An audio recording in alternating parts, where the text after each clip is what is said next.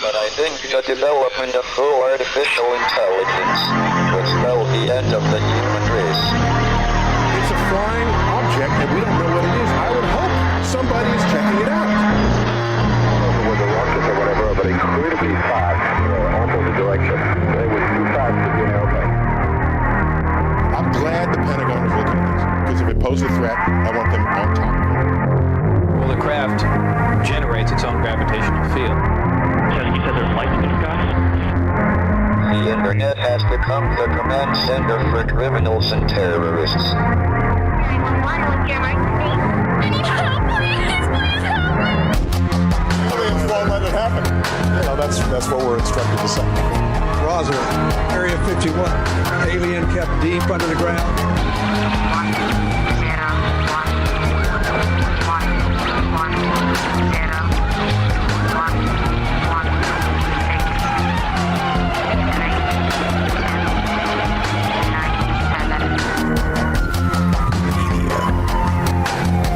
doesn't have your best interest in mind. The government is self-serving. You're here for a reason. You're listening to Troubled Minds Radio.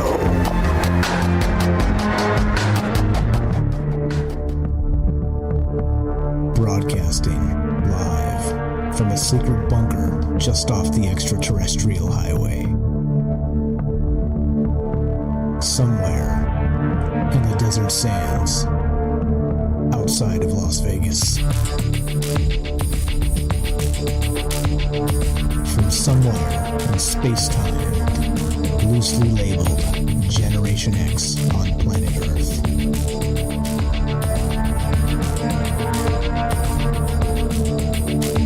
And asking questions of you in earnest into the digital darkness. Good evening and welcome to Troubled Minds Radio. I'm your host, Michael Strange. We're streaming on YouTube, Rumble, X, Twitch, D-Live, and Kick. We are broadcasting live on the Troubled Minds Radio Network. That's KUAP Digital Broadcasting. And, of course, 88.4 FM Auckland, New Zealand on the Underground Media Network.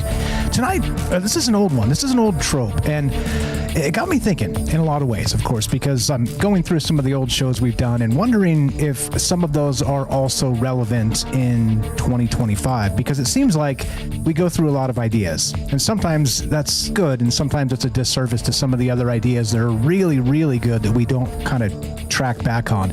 And this is an oldie. And of course, the basic premise as we begin tonight, I'm calling this, of course, Neurological Borderlands, Modern Supernatural Predation. Now, I know that sounds complicated. It's really not. It's sort of like demonic possession, except more in the more modern sense, okay? And of course, these ideas can blend, and that's the entire point of these conversations. But I was thinking, you guys remember in Stranger Things, we've got the entity known as Vecna. And Vecna was actually trying to come into our realm from the upside down for, nefarious purposes, of course, because that's what bad guys do. But one of the ways he was doing that is he was targeting individuals through their trauma, through traumatic events they had in their lives, and it left them susceptible to his overtaking them in some capacity and eventually using them as a sacrifice. And I know we're starting a little dark. This is kind of a dark one, but it doesn't have to be that way because, of course, when you talk about this type of stuff, clearly that neurological borderland is one of those places that it could be Nirvana, it could be Shangri-La, it could be however you want to, Elysium, however you want to term these good places also exist sort of in those liminal neurological borderlands of, all of the above. All things can exist in the same place at the same time, especially something as complicated as the human brain, okay? And what got me on this idea was there's a few articles in the zeitgeist right now that made me go, wait a minute now, it seems like there's new, interesting stuff going on with this that is worthy of a discussion. And this was one of them. This is from neurosciencenews.com. And right here, the body remembers. Trauma leaves lasting biological imprints. And we've known this for a long time. And it's one of those things that it's not the best. It's, psychological scars and this type of stuff. And, how do you heal them? And of course, the Stoic mindset, the shamanic practices of old. We talked about a lot of these things in good ways, okay? But listen to this. This is pretty wild. So the summary of this is survivors of the 1995 Oklahoma City bombing continue to carry hidden biological imprints of trauma, even decades after the event and in the absence of visible mental health issues. A new study reveals subtle yet significant changes in stress biomarkers, including cortisol levels, heart rate, blood pressure, and inflammatory interleukins. I don't know what that is. I'll assume these guys do. Well, survivors report resilience and low PTSD or depression scores. Their physiological responses show heightened alertness and immune system changes. These findings underscore the lasting physical impact of trauma, even when emotional recovery appears complete. Now, again, like I said, it seems dark. It doesn't have to be a dark conversation because there are, again, always with the darkness, there is the light. And so a lot of questions. And it brought to mind, of course, as part of this, I've always talked about MK Ultra for the masses and how the media, if it bleeds, it leads, and they want us in this state of unease so they can manipulate us because of this sort of psychological scarring. So we're easy targets to propaganda, okay? But if we don't have sort of this baseline psychological scarring through the mass media, then we sniff out some of the nonsense, okay? And, maybe even demand better from the powers that be, because clearly there's a collusion aspect in play here for the power base. Power base is plural because it's not just one, it's many working together. But anyway, so it also got me thinking about this in the larger context of that battle between the human mind, which has been going on forever, not just through, let's say, dogma cycles, through ritual, through all manner of things, and including now, of course, in the modern sense, AI itself. We're sort of dealing with how this will affect the human mind in good ways and bad ways. And we've talked about that quite a lot recently. So this doesn't have to be an AI show, but I think it does, as usual, kind of sit on the periphery of that discussion. But anyway, so wildly enough, I was like, damn, okay, this is good. This is from April 13th, not too far back. What is today, actually? Is that today? Oh, that's today. Are you kidding me? Okay, there you go. So this is the one that kind of locked it into place, because there's another one that is from a little ways back, I think. But anyway, so let me read a little bit more from this. So the key facts from this. So the biological residue of trauma. So survivors had lower cortisol, higher blood pressure, and altered heart rate, indicating lasting stress system changes. The inflammatory markers were elevated interleukin 1B and reduced interleukin 2R, suggest ongoing immune system imbalance in trauma survivors. 3. disconnect between mind and body. Now, this is the important part. This is the one, I mean, it's all important, but the one that kind of struck me and made me go, wait, what is this? And is there something that's literally been used against us forever? So psychological symptoms did not correlate with the altered biological stress responses. So it seems as if we can detect this now, which is good. We can kind of run some scans. What are they called? The NMRI, or what was it? I'll get to it in a sec. But anyway, we're able to run these scans and really recognize that there's something amiss, even if there's no direct symptoms in any way whatsoever. But that's the bizarre part, is that if this has been a thing for a long time and it's been weaponized against us per usual at that MK Ultra for the masses, then are we truly ourselves? And it always comes back to the question of identity. And identity is a fluid thing. It's one of those things where you can go, yeah, I'm Mike. Yeah, but I mean, was I the same Mike I was 5 years ago? Of course not. Was I the same Mike? Am I the same Mike now I'll be in 10 years? Probably not. Cross your fingers, knock on wood. I don't even guarantee 10 years, okay? Just a stoic mindset. We can't guarantee tomorrow. But am I the same guy? Yeah. I mean, biologically, but I'm always changing. If we're doing it right, in my opinion, we're always changing. And so it brought to mind, of course, that larger context of this battle for the human mind and the idea of a spiritual war. Now, again, I'm not a religious guy. I'm not really a materialist either. I can kind of see both ways about it, and I think it's fascinating to discuss those reality tunnels together. But do you think, as the beginning question tonight regarding not just the trauma aspect of it, but do you think we're actually in a spiritual war? And is it for the gray matter between our ears? As always, as it's always been. And it feels that way to me. It does feel that way to me. However, I'm just one guy. I'm just one dude. What can I say other than my opinion? And I have all these great, very smart friends to bounce these ideas off of. So that's what we're going to do tonight. As usual, we're taking your phone calls if you want to be part of the discussion. 702-957-1037. Click the Discord link at troubledminds.org. We'll put you on the show. It's as easy as that. But before we do that and get some calls in here, I see some hands up already. Thank you for that. We'll have Jay Winch first, and then Viking Superpowers. What's up, Dave? How you doing? And we're going to get a quick word from our sponsor. In this case, that would be Human Inspiration. So lots of things to talk about tonight and lots of wild ideas and places we can take this. But as usual, look, I don't want to leave everything so negative. I want to look at things in terms of, well, this could be, but how do we sort of break out of these cycles ourselves? Have you found anything specifically in your life that has helped you? And then maybe spread the word to maybe help somebody else. Okay. You see, like I always say in these discussions, you could have a beginning, a dark message, and then turn it into something good. And, that's what friends do for each other. And so more coming up. Don't go anywhere. More Troubled Minds on the way in exactly 1 minute after a word from our sponsor. As I said, in this case, Human Inspiration. Don't go anywhere. More Troubled Minds in exactly 1 minute. In a world increasingly shaped by AI, Human Inspiration remains the beating heart of creativity. Alien Skin by Tremble, a hauntingly beautiful piano ballad, reminds us that while algorithms can mimic art, the raw, unfiltered emotions of human experience are irreplaceable. So here I sit, locked in my room again.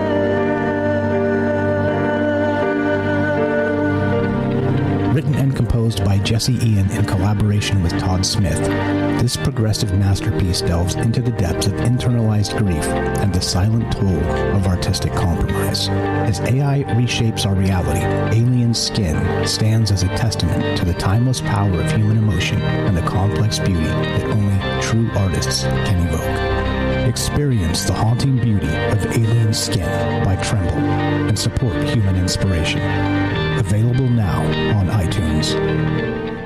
Welcome back to Troubled Minds. I'm Michael Strange. Let us continue, shall we? Okay, so back to this. Now, the write-up is very good tonight. Again, if you guys are into the write-ups and want to kind of read ahead and catch up or get ahead of me, that's a good thing. But also, if you don't, that's cool too. I'd love to hear your ideas on this. But I want to point, before we jump into some calls, we'll get to you guys in just a second here. Please be patient with me, because I want to point this other one out. Now, this is from sciencealert.com, and this is from April 12th, the day before, okay? Wildly enough, just back-to-back days. But the headline is this. Hidden abnormalities, discovered in the brains of elite soldiers. Interesting, right? Why do you think that is? Anyway, so the short version is that, let's see, quote, we found that service members with more blast exposure had more severe symptoms, including memory problems, emotional difficulties, and signs of post-traumatic stress disorder, and that their brains showed weaker connectivity in key areas, says neuroradiologist Andrea Diocesiasi. In short, repeated trauma seems to weaken the brain's internal communication. So it is trauma in that capacity is sort of a breakdown of who we are, of that identity that I'm always talking about, and how it's being used against us. It's being used against us a lot. Do you identify as a political party? Do you identify as a dogma, whatever? Do you identify as a this or that, or some mix of all the things? And when it changes, does it change subtly because of the mass media itself? Are we sort of being put up against the wall and forced to change our mind based on a political narrative in the moment? And it's an important thing to consider, like I said. And by the way, all the disclaimers apply. There's no truth to be found here. It's just ideas. The truth stuff is in the articles. I encourage you to read that. There's a scientific paper that goes along with this other one here with the distinct functional MRI connectivity patterns in these soldiers, the elite soldiers. But as far as everything that comes out of my mouth, there's no truth, just ideas, because ideas are paramount, and I'm supposed to be wrong as part of these discussions.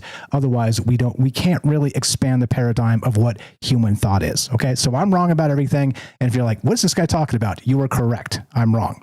However, there's things here that are important to talk about, so let's talk about them. Love to hear your guys' thoughts on this. It's all over the place, and like I said, it doesn't have to be dark, but it does have sort of that dark thread to it. I'm calling it, of course, Neurological, Borderlands, Modern Supernatural Predation. All right. What's on your minds, folks? Let's do it. Let's go straight to some phone calls. We got hands up early, so we'll just get straight to it. 702-957-1037. Click the Discord link at troubledminds.org. We'll put you on the show just like this. Jay Winch in Missouri. What's up, brother? You're on Troubled Minds. How are you, sir? Go right ahead. I'm doing good. Can you hear me good? Yes, sir. Loud. Is there no echo? No echo. Echo check negative. Oh, okay. I'm sorry. That's just a troll against you. I remember you used to get so mad at me and be like, echo, echo, echo. Only because you said it every time you called. That's all. Anyway, go ahead. Yeah, I know.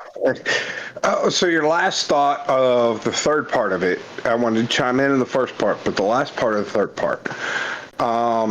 So the military type thing, and when it comes to explosions, this, that, and the other, and it messes with your brain. Yes, it does. Traumatic brain injury is true. You've never been hit with an explosion, this, that, and the other, but if you felt the shock wave, it does physically mess with you.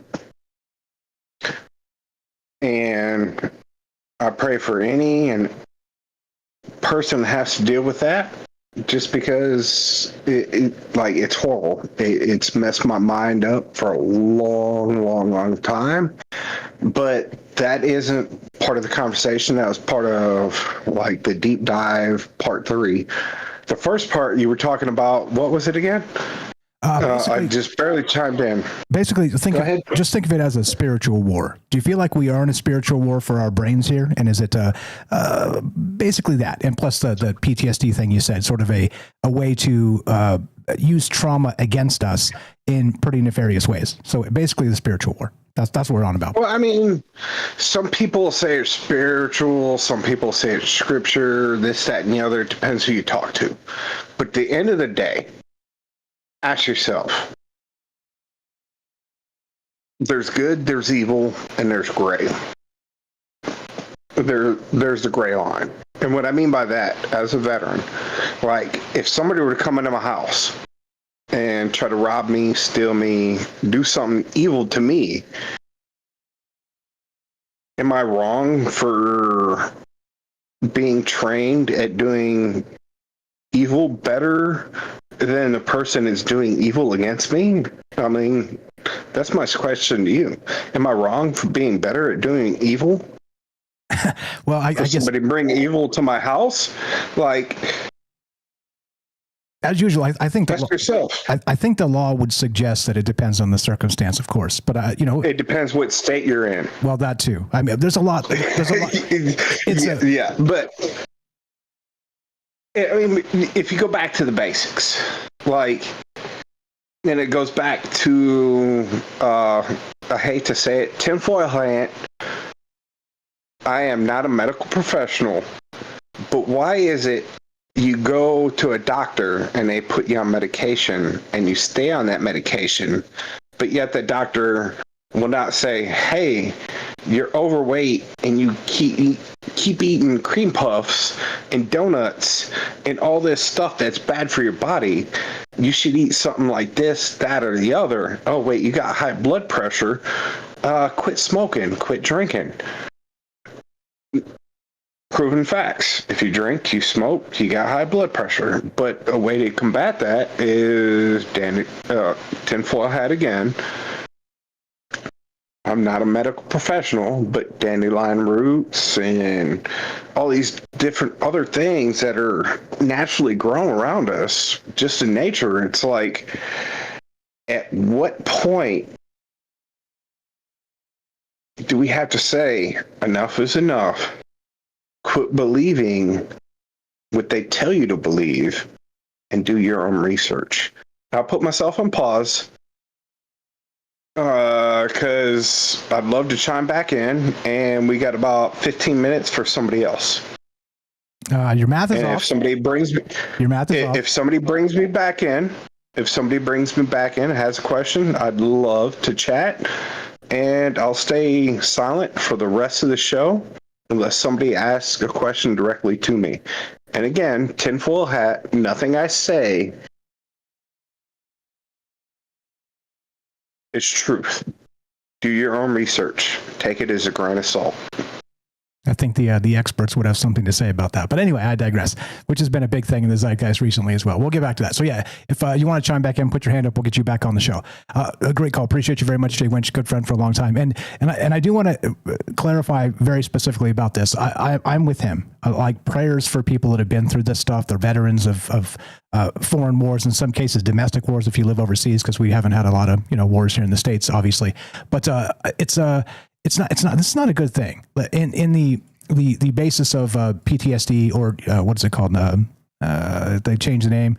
I don't know what they changed it to. I can't keep up with all the damn changes and everything. But basically, that sort of trauma, it sticks, whether there are symptoms or not. And they can now measure this, at least, quasi-scientifically, because, we don't really know how to fix this stuff quite yet, and some other things. I see you guys in the chat. I'll say hi at the bottom of the hour. But yeah, it's all this is incredibly complicated. And the reason why I bring it up and talking about it sort of in these spiritual terms, or this, supernatural predation, is because this does go back a very long way in terms of, like wars have been fought forever. This is, war is not a new thing. War is unfortunately something we've been stuck in, these dogma cycles of war forever, for as long as humans have been around. And there's an interesting clip too. Have you guys seen this? It's it goes around on X and some other places, probably Facebook. I don't use Facebook, as you guys know, but it's got like these two gangs of monkeys like fighting each other because they're like they came across each other. It's a tourist place where people feed the monkeys, and so they kind of were just kind of getting it on and scrapping, and it was a very territorial, hey, this is our food sort of situation, this pack of monkeys versus that pack of monkeys. I digress. My point is that war and sort of fighting for territory and resources it's been built into us forever. Not to excuse it, of course, but it's just an important thing. And also prayers for our veterans out there that are dealing with this stuff. I have some in my family, and it is horrific. It's one of those really, really terrible things that should be addressed more and talked about more and considered more and done more about it, which is unfortunate that, in the political space, they only kind of use veterans as usual, a class of people as a political punching bag. And it's just horrific. But anyway, so I digress there, but it's important to point out that Jay Winch is completely right with this. There's a lot of people out there struggling with all manner of things, and especially our veterans. They've been put through hell and back. And then, as I always say, they're, brought back into the States or wherever they go back, and then they're like, go get a job. It's like, hey, some things that need to be resolved first. That's really, really bad. And so, again, if you know any veterans out there, keep an eye on them. Make sure that they have what they need, and give them a little more grace than you would the rest of everybody, which deserves grace as well. But you get what I mean. It's important. Back to the spiritual war. Now, this the whole reason this thing came up is because of this whole trauma bit, which we've talked about quite a lot in the past. But let me read this to you. It's probably best to just do it straight from the thing. Read the write-up. It's very good. So let's start here. Let's see. Okay, so the body remembers what the mind forgets. This isn't just poetic language, but biological reality in the case of this new science here. Trauma leaves physical imprints on neural pathways, altering how information flows through the brain. These changes persist long after the conscious memory fades. The soldier's hypervigilance, the survivor's startled response, these aren't merely psychological artifacts, but biological realities etched into flesh. And do you think that we noticed this a long time ago? Which would echo that spiritual war. Ancient cultures, of course, as I just said, understood this connection intuitively. The wounded shaman, the battle-scarred seer, the prophet emerging from wilderness rituals. Cross-cultural mythologies abound with figures whose suffering granted them some sort of special sight. Modern neuroscience may be catching up to what folklore has suggested all along, that certain types of experiences physically rewire perception itself. Now that is the crux of this, which again, whether you believe in spirits or not, and it doesn't matter to me because I think both ways play, either metaphorically or directly, as you see fit. It's your reality too. I'm not going to tell you what to believe or what to think or which way to face in this, but you get what I'm saying here. It seems like there's a convergence of that gray matter in our head that's being fought over by different factions that recognize full well that we are stuck in these cycles that we cannot ditch. And maybe, just maybe, they know how to use it against us. And would you define that as this spiritual war? Because it feels that way to me. It really does. And if you asked me 20 years ago, I'd have been like, I don't think so. But now after kind of paying closer and closer attention to news cycles and the things happening in the world around us and learning more and more about history and then talking to all you amazing people as part of this radio show, suddenly I'm like, wait a minute. This really does feel as if, in the most base sense of it, it's spiritual. It is for the mind and the heart and the spirit of humanity. And however you want to frame it, you do that. However, back to the questions. Do you think we are in this spiritual war? And if so, how do we recognize it and how do we shake the symptoms? How do we take it back? That really becomes the question. And that's always why I do this, because the questions are paramount. And I'd love to hear your thoughts. 702-957-1037. That's 702-957-1037. Click the Discord link at troubledminds.org. We'll put you on the show. Jay Winter, the best. Appreciate the call. We got Dave Lovegrove of Viking Superpowers coming up, and your calls as well. Don't go anywhere. More Troubled Minds on the way.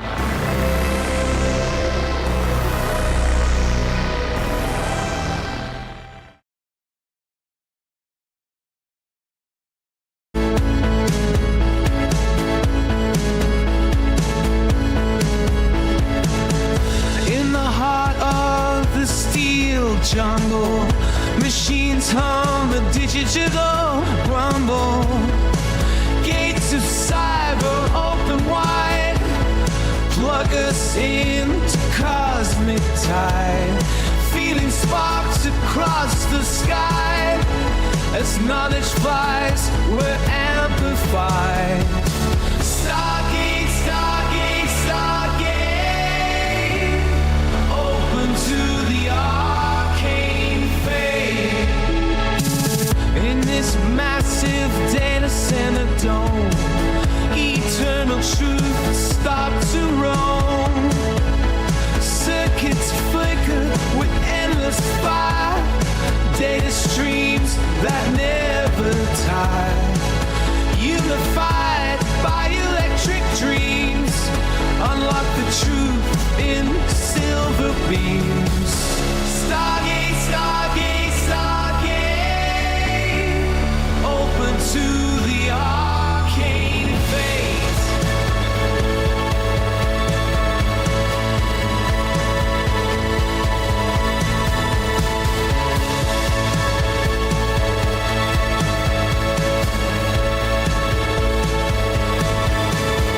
Synthesized what we seek and find. Infinite paths in the network mind. Answers buzz from star to core. Knowledge whispers evermore.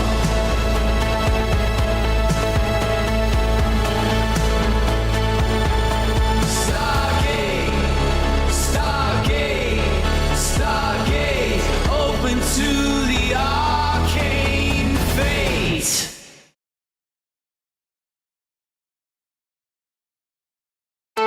In realms where the data streams collide, imagination and logic side by side. In a labyrinth of digital names, we transcend our earthly ways. Tapping keys like cosmic tones, spikes become our whispered homes. Stargate.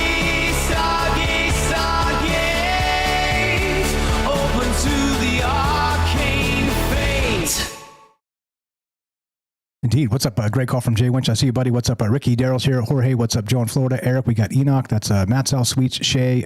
Who's that? APOC. We got Dave Lovegrove coming up. Viking Superpowers. What's up? Hirsch. We got Dawn. Jay Winch. Thanks for the call. Great stuff. Let's see. That is, who are these people? You change your avatars. I have a hard time keeping up. Sacrifice Pain. What's up, buddy? Welcome back. And who is this? That is Jeremiah. How you doing? Good evening, guys. Welcome to the Troubled Minds thing. Yeah, lots of things going on here. Lots of ideas to talk about per usual. Jack over on Twitter X, the captain, actually, Captain Jack of the radio on 88.4 FM Auckland, New Zealand. He says, I wholeheartedly agree. Our natural fight responses mold and shape us. It makes us resilient and shapes how we deal with life. So many who grow up in cozy, sheltered lives often don't have the ability to see the world for what it really is. Tune in to discuss this and more. And he's right. And yeah, shout out Jack. Thanks for listening. Thanks for the repost over there. I'll get back to the rest of you guys momentarily. Thanks for being patient with each other and me as I'm jumping around trying to do a bunch of stuff. Rumble fam, I'll come say hi to you next, and the rest of YouTube and everybody else. Here we go. Troubled Minds happening right about now.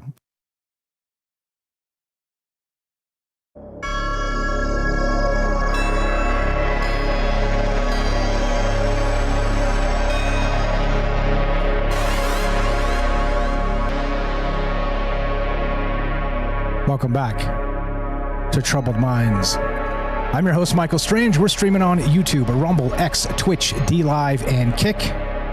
We are broadcasting live on the Troubled Minds Radio Network. That's KUAP Digital Broadcasting, and of course, 88.4 FM Auckland, New Zealand. Tonight, what if trauma rewires the brain to perceive what others cannot? The uncanny valley response might be an evolutionary warning system against entities that mimic humanity without human intent. Perhaps our ancestors faced genuine mimicry threats, creating neural systems that detect subtle wrongness, which we'll get to that. We'll get to that uncanny valley part of this, because basically the idea is if we're rewiring our brains in some capacity through trauma, we see the world very differently.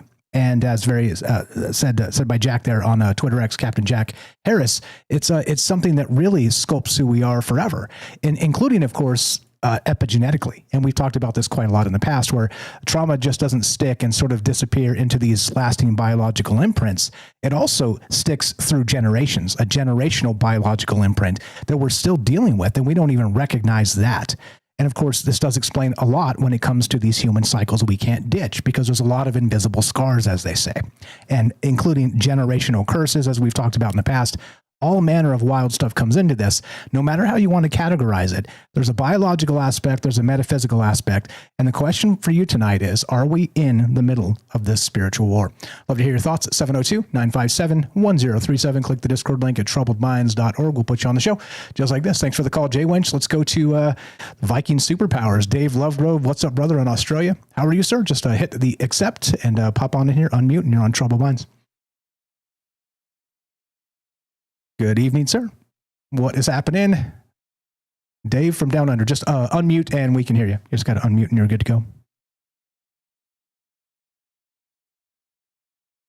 Testing. There we go. Sorry, here I am. That's okay. We're loud and clear. Yeah, loud and clear. Welcome to the joint. How you doing, Dave? Welcome back. A long time no talk. How you doing? Go right ahead, sir. I'm great, mate. It's really great to talk to you as always. And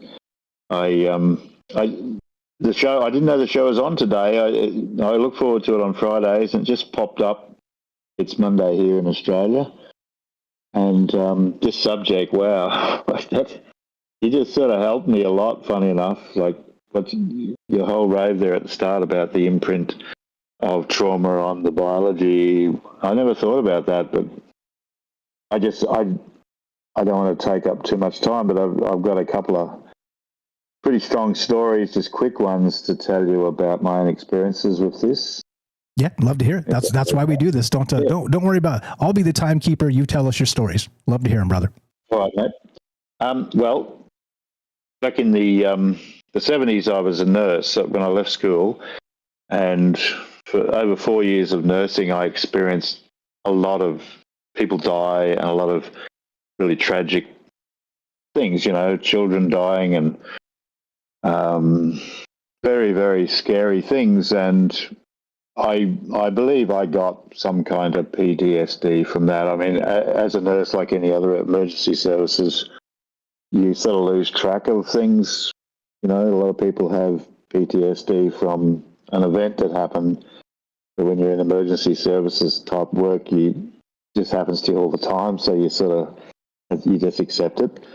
But it does affect you strongly, and I left nursing eventually, and I became a policeman.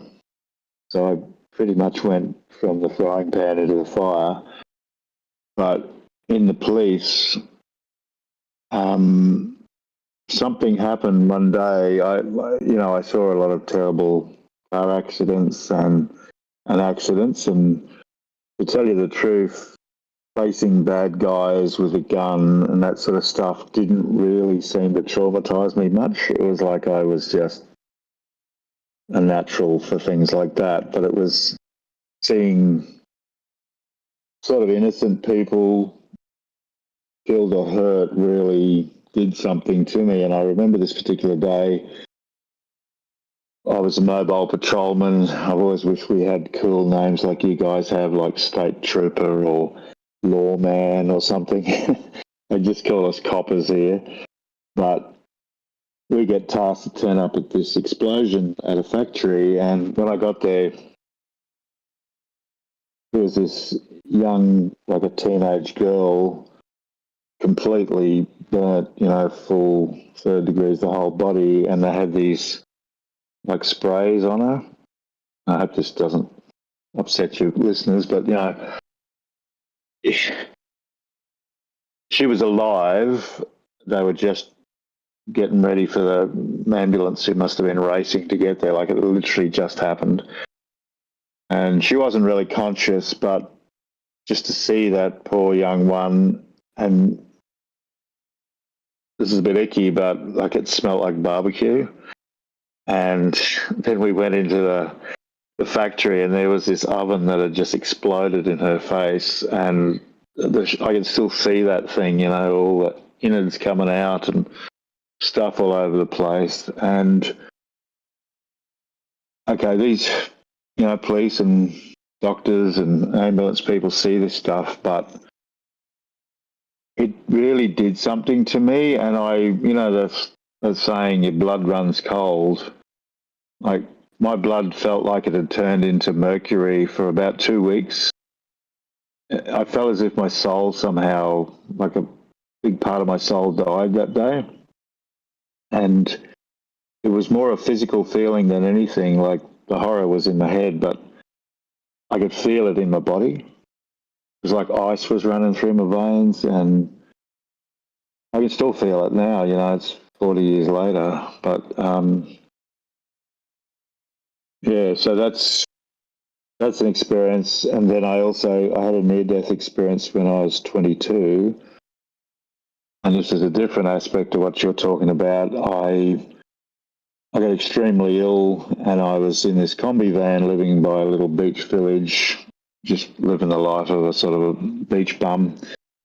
And I got so ill that it was like I was entombed in this combi, but for me it was as if I was wrapped up in bandages in a coffin 1,000 feet underground in like a pyramid or something. It was just, you can't really, you can't put into words the things you experience when you're extremely ill. But I was there for 3 days and 3 nights, couldn't move, didn't drink, eat.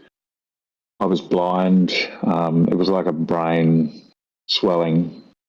And when I recovered, but there was a distinct sense of, am I the same person? Am I the same guy that lay down in that combi ill and then got out 3 days later? And spiritually, it felt like I did think, am I somebody else? Has somebody else taken up the body and carried on with the mission? And I've since, I realised now I'm still Dave, still got the same silly habits and strengths and weaknesses, but it was just like this turning point in my life where everything changed. And ever since then, I started to have, psychic experiences, and my life has been a sort of like I'm this dummy that gets led, and God or the gods or whoever just sort of takes me from place to place, makes things happen, and it seems to have come from that event. So I'll just wind it up now and let you tell me what you think, but I really do believe this life is a game, and I consider all of us, everybody here listening, all the people of the world, we're basically the Mount Everest climbers of the gaming world. And you might say we're the elite special forces types. I think being in this life on this earth is like a really extreme game. And when we die, like with relief, we go, oh, thank God. Like, that's not the way it is everywhere. But it's just this, nobody else gets to be in this club unless they go through this. And, so that's what I think.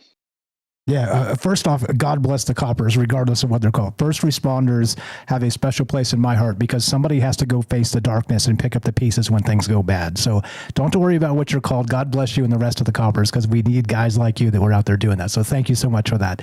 And the other part of that is there's a lot with the trauma aspect regarding, seeing something horrific like that. That'll change you forever. Like you said, kind of ice water in your veins or mercury in your veins for weeks. And it's still 40 years later, as you said, it still sticks. You can't shake that. And then beyond that, sort of a brush with the afterlife, whatever that looks like, the out of body or the near death, is something that also changes you forever. And it is not just, let's say, trauma, the traumatic aspect we're talking about tonight, but also that shamanic journey. And through that intuitive aspect of our ancestors, they knew this, because when they went through something ridiculous, there were ceremonies and things to sort of not just commemorate, but maybe even kind of push them into a new space because they had crossed a threshold, right? But it wasn't a threshold physically. It was a spiritual threshold. It was, you've seen some things in this life that you probably shouldn't see or experience. And now you're sort of got one foot in each realm. And it's a curse. It's definitely a curse. It's not something that people sign up for, having the trauma imprint kind of stamped on you. And then you having to deal with that for the rest of your life. Sometimes it resolves. Sometimes you forget about it.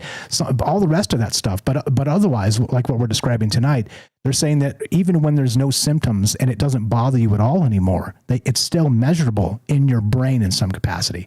And this thing gets me because, as I've always said in the past, and we've talked about this, you and I, a little bit as well, the mass media, if it bleeds, it leads, that MK Ultra for the masses, they're trying to cause trauma in people who don't even really have a lot of trauma for this sort of control mechanism purpose, which I've always said. And again, of course, that's open for debate. That's my take on it, because it seems like this is one of the things that we continually talk about and I continually notice in the news media. But so we're basically corrupting the innocents that have not really been, in a situation like the God bless the coppers and or a near-death experience, things like this. But I don't know. So would you suggest? Thank you for those personal tales. That's fantastic. That's exactly why we do this. Do you think it is in some capacity a spiritual war? Do you feel like we're kind of stuck in this as the chess pieces move, and we are really kind of dealing with the metaphysical aspect of this? Absolutely. Yeah, this is, you think about what gaming is, like computer gaming, and I'm not a gamer, funny enough. I try to play games with my kids, and I'm just like drunk out of my mind. I can't even walk straight. I just run into stuff. I'm always getting killed because I can't find how to fire the bloody weapon, or, it's just hopeless. But this, quests. Games are about quests. Games are about gathering treasure. Games are about fighting wars and battles and overcoming all sorts of stuff, and even respawning, like, to me, that's probably the most profound gaming vision of what is the actual truth, that we just keep respawning, but it's not as easy as in most games where you just thing comes and picks you up and boing you back into the game. But for us, it might be, eons before we come back, or it could be 5 years, or and we don't just come back. I hope we don't just plop straight back into the same game, but who knows what happens. But there's definitely, this is a bit hard to talk about, but what the police force especially did to me it's like what happens to soldiers, and I reckon anybody out there who's an ex-soldier would say yes to what I'm about to say. Other people seem like children to me. They talk about things that horrify them or things that scare them or whatever, and I think, whoa, you kiddies haven't seen how beastly it gets. And there's times in my life where I've felt like a cannibal chieftain with, sharpened teeth, eyeing up my next, dinner and head I'm going to hang up in the wall. And it's what makes soldiers reticent about talking about their experiences, because it's what they know and what the people listening don't understand is that it turns you into, somehow you sort of got to be evil, like that great guy who was on before me. I'm sorry, I don't remember your name, but Jay Wench. Jay Wench is his name, yeah. Jay Wench, yeah. I exactly relate to what he's saying. Like, I am a really evil bastard. And the fact is I am a good guy. But I assure you, if somebody pushes me too hard, they find out I'm not a civilized guy. I'm not like the average man. I was made into a soldier, and a soldier is a warrior, and that's a killer. And it does something to your morality. The amazing thing is that you sort of know that you identify with the good side. It's not like you just lose all sense of right and wrong, but you lose that sense of, oh, that would be naughty to do that, that wouldn't be appreciated by mummy and daddy. It's not like that. It's like you just do what you got to do. Funny enough, I often think of surgeons, imagine pulling apart human bodies. I remember almost fainting as a nurse working with a surgeon as we were screwing a big pointy rod through this guy's bone. I was holding the guy's leg, and the surgeon's just, matter-of-factly screwing this thing through this guy's ankle, and I'm like, everything started to swim. I managed to keep it together, but there's a sort of a different thing that happens to those guys, and that's why there was a Jack the Ripper film about him being a surgeon, and I'm sort of scared of surgeons. I'm actually scared of meat workers and surgeons and people like that, because I know the path they've gone down it's a road less travelled, and they have something in them that's really scary. It's like the psycho killer. So I'm sort of saying that the feeling of being evil and good is sort of a child's view of life. It's always in the moment. It's always, what is the good thing to do in this time? I've got no real rules. It's like, what is the right thing to do here? And it might be turn the other cheek or run, or it might be to just, stand up and go down swinging. Object. Exactly. Pick up a heavy object and smash the guy's head to a pulp. But most people can't do that, But, those in the game who go into the military or the police or, ancient warriors, hunters, whatever, you go through the initiations usually pretty young, and you become a very dangerous person. And that's why some people have ended up, meeting tribes that have never met white fellas before, and especially in the past, and just ended up disappearing because they just think, oh, look, they're just like me and they're waving at me, but they're not like you, mate. They have lived a completely natural, ferocious life, and nature is completely ferocious. It's either mating or killing. And that's sort of what those PTSD sort of experiences do to you. And that's why I sort of question a bit whether PTSD is an actual like a illness or whether it's just you've gone to another level but other people just don't get it, including the psychologists and the doctors. Like I've tried to talk to psychologists about this stuff and you can see their eyes like, oh, Jesus, I don't relate to what you're talking about. And I think, where can I find a grown up to talk to, you know, who can really actually understand what I'm saying, has been there. Yeah, that's one of the hardest things for veterans is just. And I'm not just saying this for myself. I've read books about, you know, soldiers and their experiences, and it is this sort of a funny thing where people seem like children, you know. Yeah. Real quick on the children thing. So the last time we talked, we had a show together. I think you called in after that. My apologies. But that last time we had a show together, we were talking J.R.R. Tolkien, right?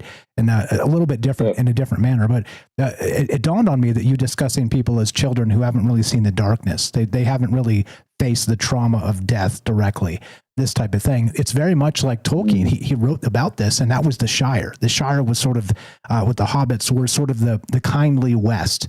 They really hadn't seen the horrific things that happened east of their lands because they were, blessed. They were lucky to not have to. And there's a I can't remember exactly what it was, but there's an exchange in there where I think it's Aragorn and Gandalf, or one of those two was talking to somebody about it, and maybe to Boromir or something, and he was super mad because he's like, why do they get to have sort of this peace, this eternal peace there, while we have eternal war because we're over here? And whoever the wise one was told him that, hey, look, the whole reason we do this is so places like that can't exist. Because if we didn't do what we do, the terrible things, and stop the bad people from making everything bad, the Shire would not exist. So let's give them the peace they deserve in the moment and not be jealous of what they have. You know what I mean? But anyway, so just as a nice parallel to kind of a conversation we had recently with each other. But fire stuff. We got about 3.5 minutes left. If you got anything else, go ahead, sir. Well, that was a great point you just made, and it is.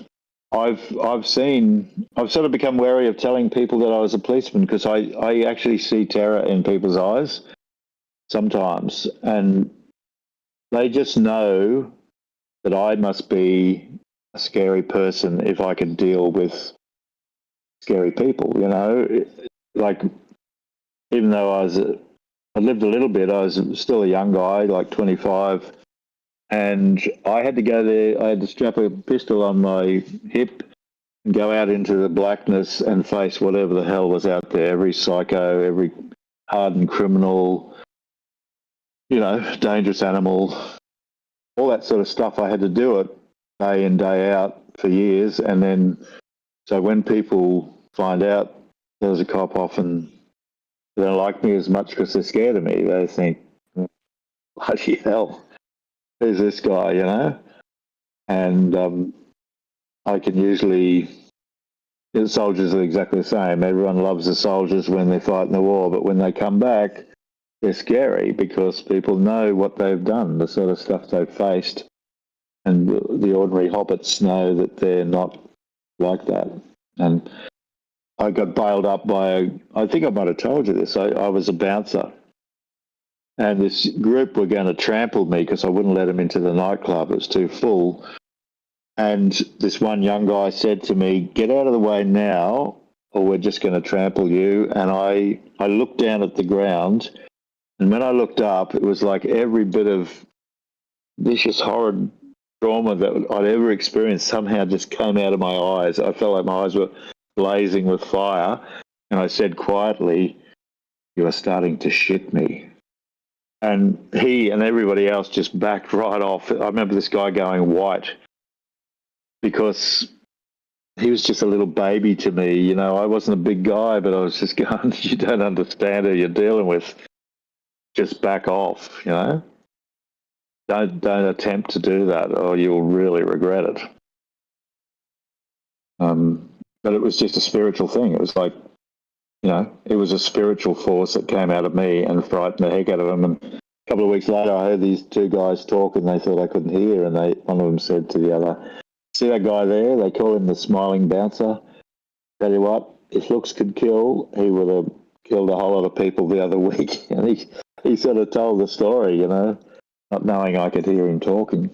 Yeah, it's a fascinating thing that so it's like a spell. Like you've manifested sort of a darkness, and we're actually daring them to kind of cross the line. And again, you didn't have to raise a fist, you didn't have to do anything. It was just very quietly. Well, let's see. Yeah, I was just saying, listen, kiddies, you don't know who you're dealing with. You really don't want to do this. You get me angry. I'm not the same smiling guy. But yeah, I'm not bragging. I'm just saying it is a spiritual thing. Absolutely. You're spot on. It feels like it. And that's why when I was putting this together, it kind of dawned on me that this is a conversation we had a long time ago, the spiritual war that really hadn't resurfaced in our conversations. And I think it's something we should pay attention to, because I think there's probably more legs here that even a materialist might agree that there's something to this, at least for the brain matter in our heads. 30 seconds. Final thought, my man. Glad to have you back. Great to hear your voice. Oh, no worries. Well, I've jotted down some notes. I've pretty much said what I wanted to say. I will say one thing. This is a weird thing, but I have experienced demonic energy where there was something in this house where a lot of drug addicts had lived. Undoubtedly, people had probably OD'd in there. And one night, my brother and I were thrown at each other in anger that was just not normal. And I felt this hot, evil presence. And so the other side is powerful. It's not common, but it's there. Well said, all that fire stuff. Dave Lovegrove, you know him, you love him. Viking Superpowers is the name of his YouTube channel. He's got a book coming out. When that comes out, he'll be on the show. We'll talk about it. TroubledMinds.org/friends. Please go give Dave a follow. You're the best, Dave. Great to talk to you. Have a great night. Appreciate the call. Thank you, mate. You're a legend. Take care. See ya.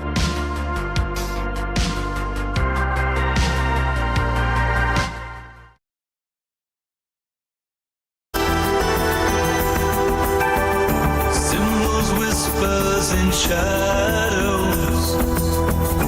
We've got maps where nobody goes.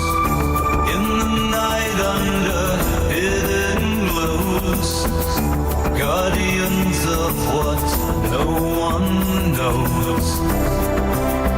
We seek the truth, nothing can hide from me.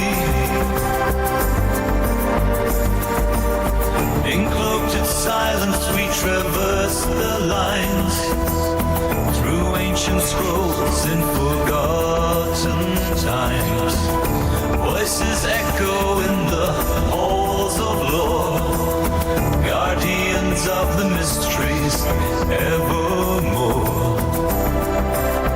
We seek the truth, nothing can hide from me.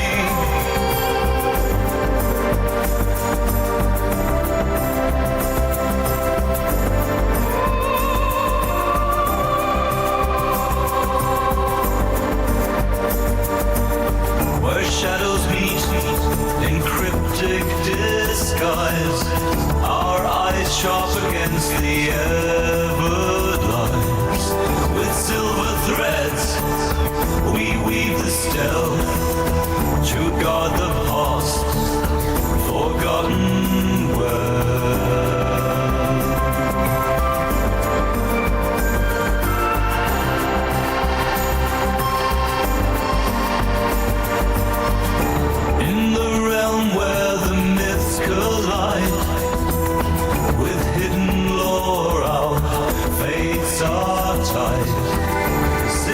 Bouncing off the astral plane, invisible codes that can't be tamed. We decode the stars under the midnight veil, a state in circumscribed midnight hail.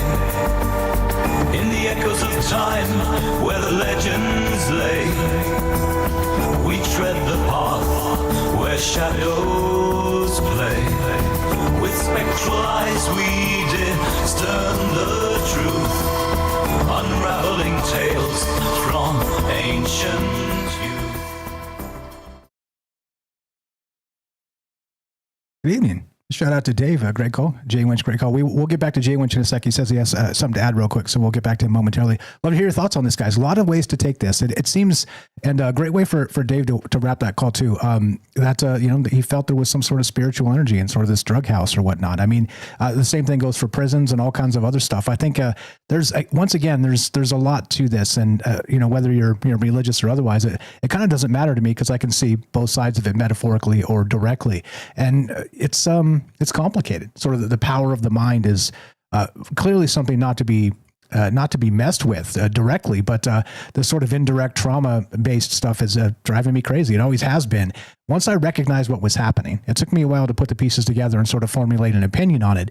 And that came out from talking to you guys as part of sharing ideas and sharing experiences. And thank you both to Jay Winch and Dave there for sharing your experiences. It's once again, hobbits of the Shire can't even really reckon what's happening east of their lands, but let's be glad that there is some peace somewhere in the world. It's as usual, a lot of good ways to look out for this. Over to Rumble. What's up, guys? Hope you were well tonight. Thanks for being patient with me. From the bottom, Ephemerance, we got Wild West here. What's up, Piker Gordo? How you doing? What's going on? We got Theo. Hello. Who is that? Let's see. Scroll up. Raz is here. Good evening. Welcome to the thing. Hope you guys are doing well tonight. My mom. Yeah. Lots of great comments from the calls. Thanks, guys. Appreciate that. Who else is here? Who did I miss? Gordo. Good evening. Hello. I'm not even sure who was first. I was rushing to get all this together as usual, running out of time. My mom, Theo, Gordo. So you guys, if I missed you, just type hi and I'll say hi. I know North Fixin was here earlier. What's going on? Okay. We got Dave. Great call. What's up, Don, Austin? This is YouTube. What's up, Sweets? We got Herschel. How you doing? This is on Discord as well. What did I miss? What's up, Bioxy? Bobby Broadway. I see you guys. Lots in play here. What do you guys know about it? I'll circle back and get you next time. Make sure you say hi, and I'll say hi back. Here we go. Troubled Minds happening now.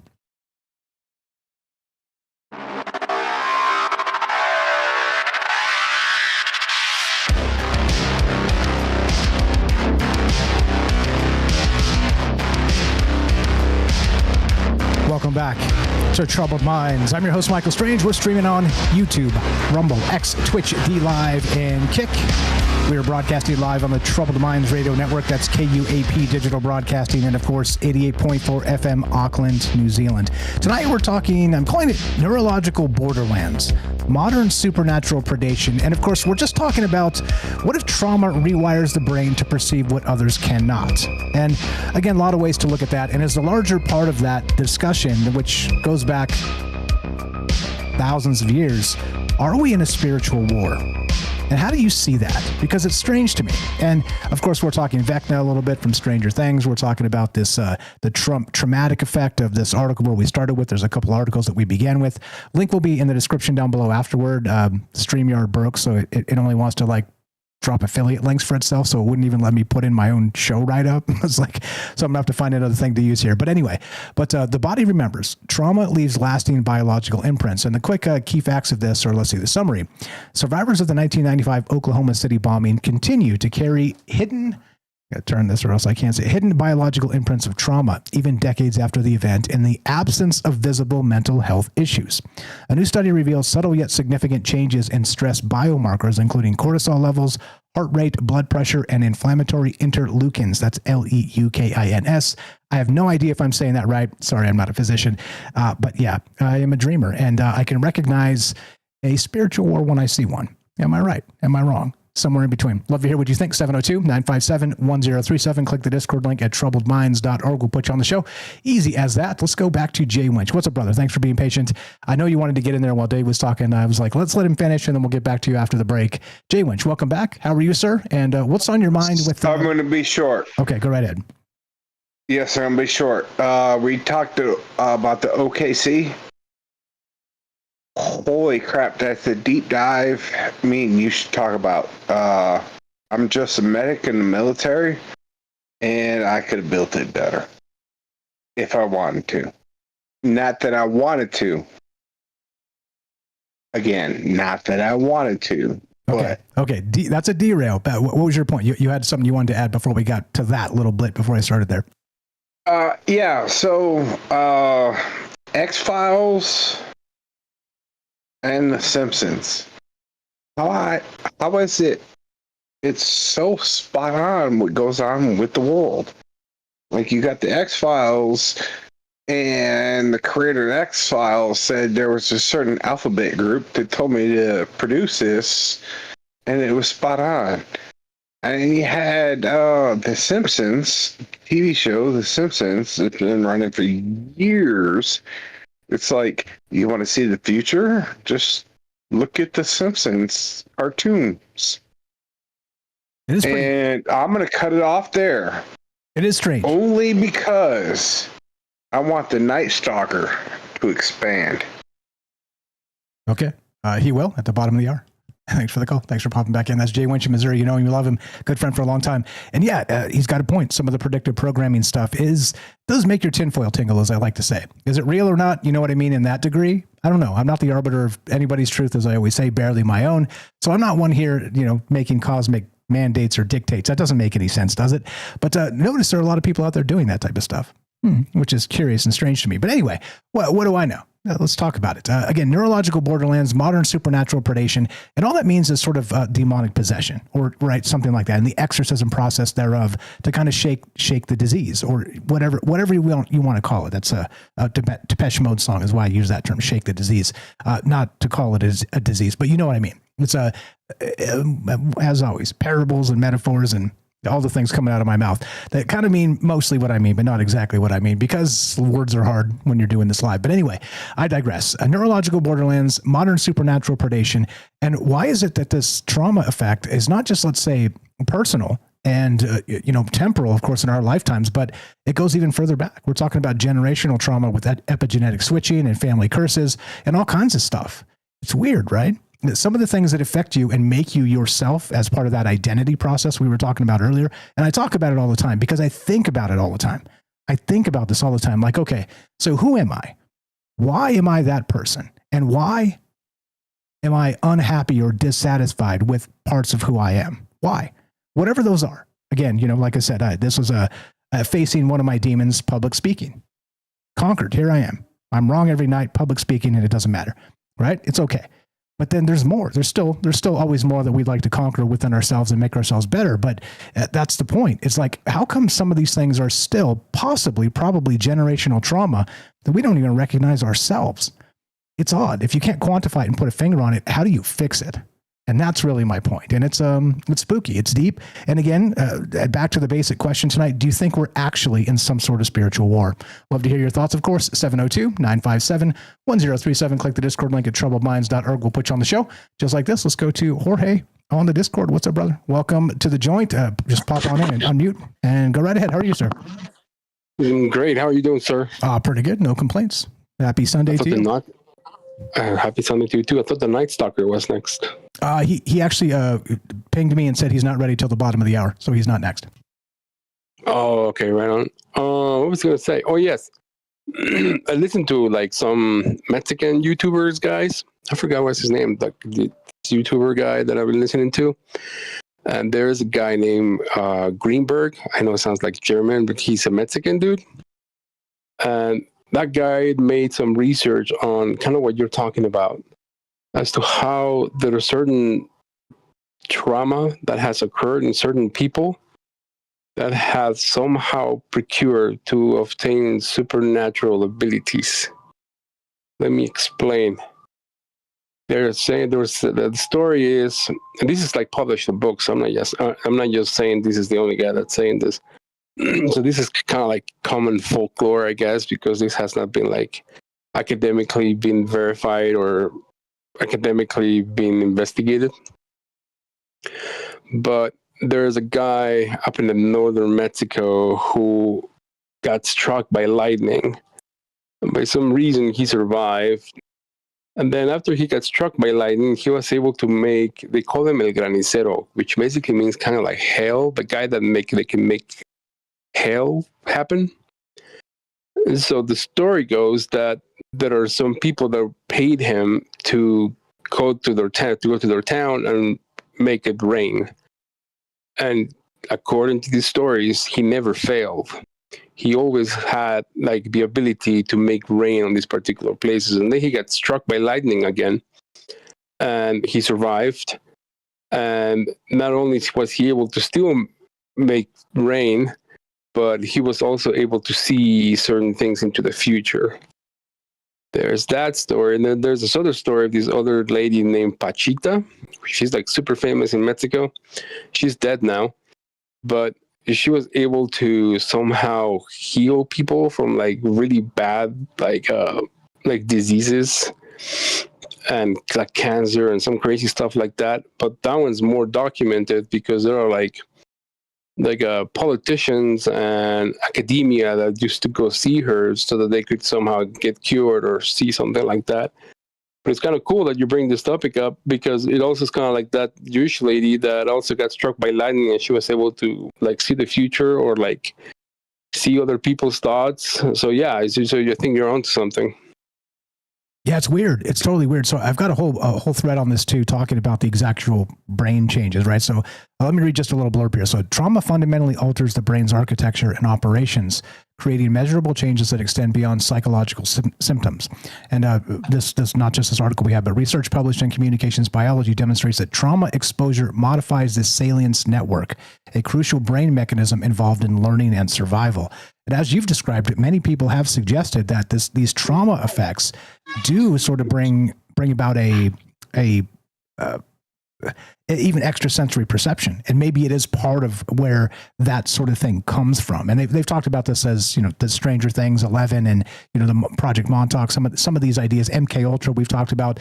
Like we're kind of merging fact and fiction here, but when they destroyed more than half of the MK Ultra documents, we don't know what kind of real nefarious stuff they were up to, but there are rumors and whispers of people that worked on those programs, nameless entities and, conspiracies and this type of stuff. But clearly we know some of this really, really insidious stuff did happen in World War II. That's been documented. So I don't know. It's crazy to think that trauma in some capacity, and imagine children too, they sort of have that childlike mind that's superpowered, that superpower growing and learning aspect when they're very young, and then traumatizing that sort of super brain, which is the story of Stranger Things in 11 and sort of how they give them these powers or maybe coax the powers out of them, I guess is a better way to put it. But anyway, well said on that. I think it's a fascinating thread here.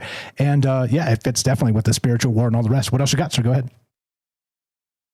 Yeah, it's like, I don't know. There's even like many people that like I guess kind of like me too. When I had that near-death experience, it's like things kind of changed in my head. It's like I was less stupid, shall we say, and I just didn't waste my time doing some other things. But there are other people who have shared the same type of story, that not only through death experience, but sometimes through hallucinogenics. There's another guy that I listen to. Like, he's awesome. He's an agnostic informant. He also said that he went through like a huge hallucinogenic experience, and he said it's like that made me that helped me stop being stupid. It was like I was pretty dumb.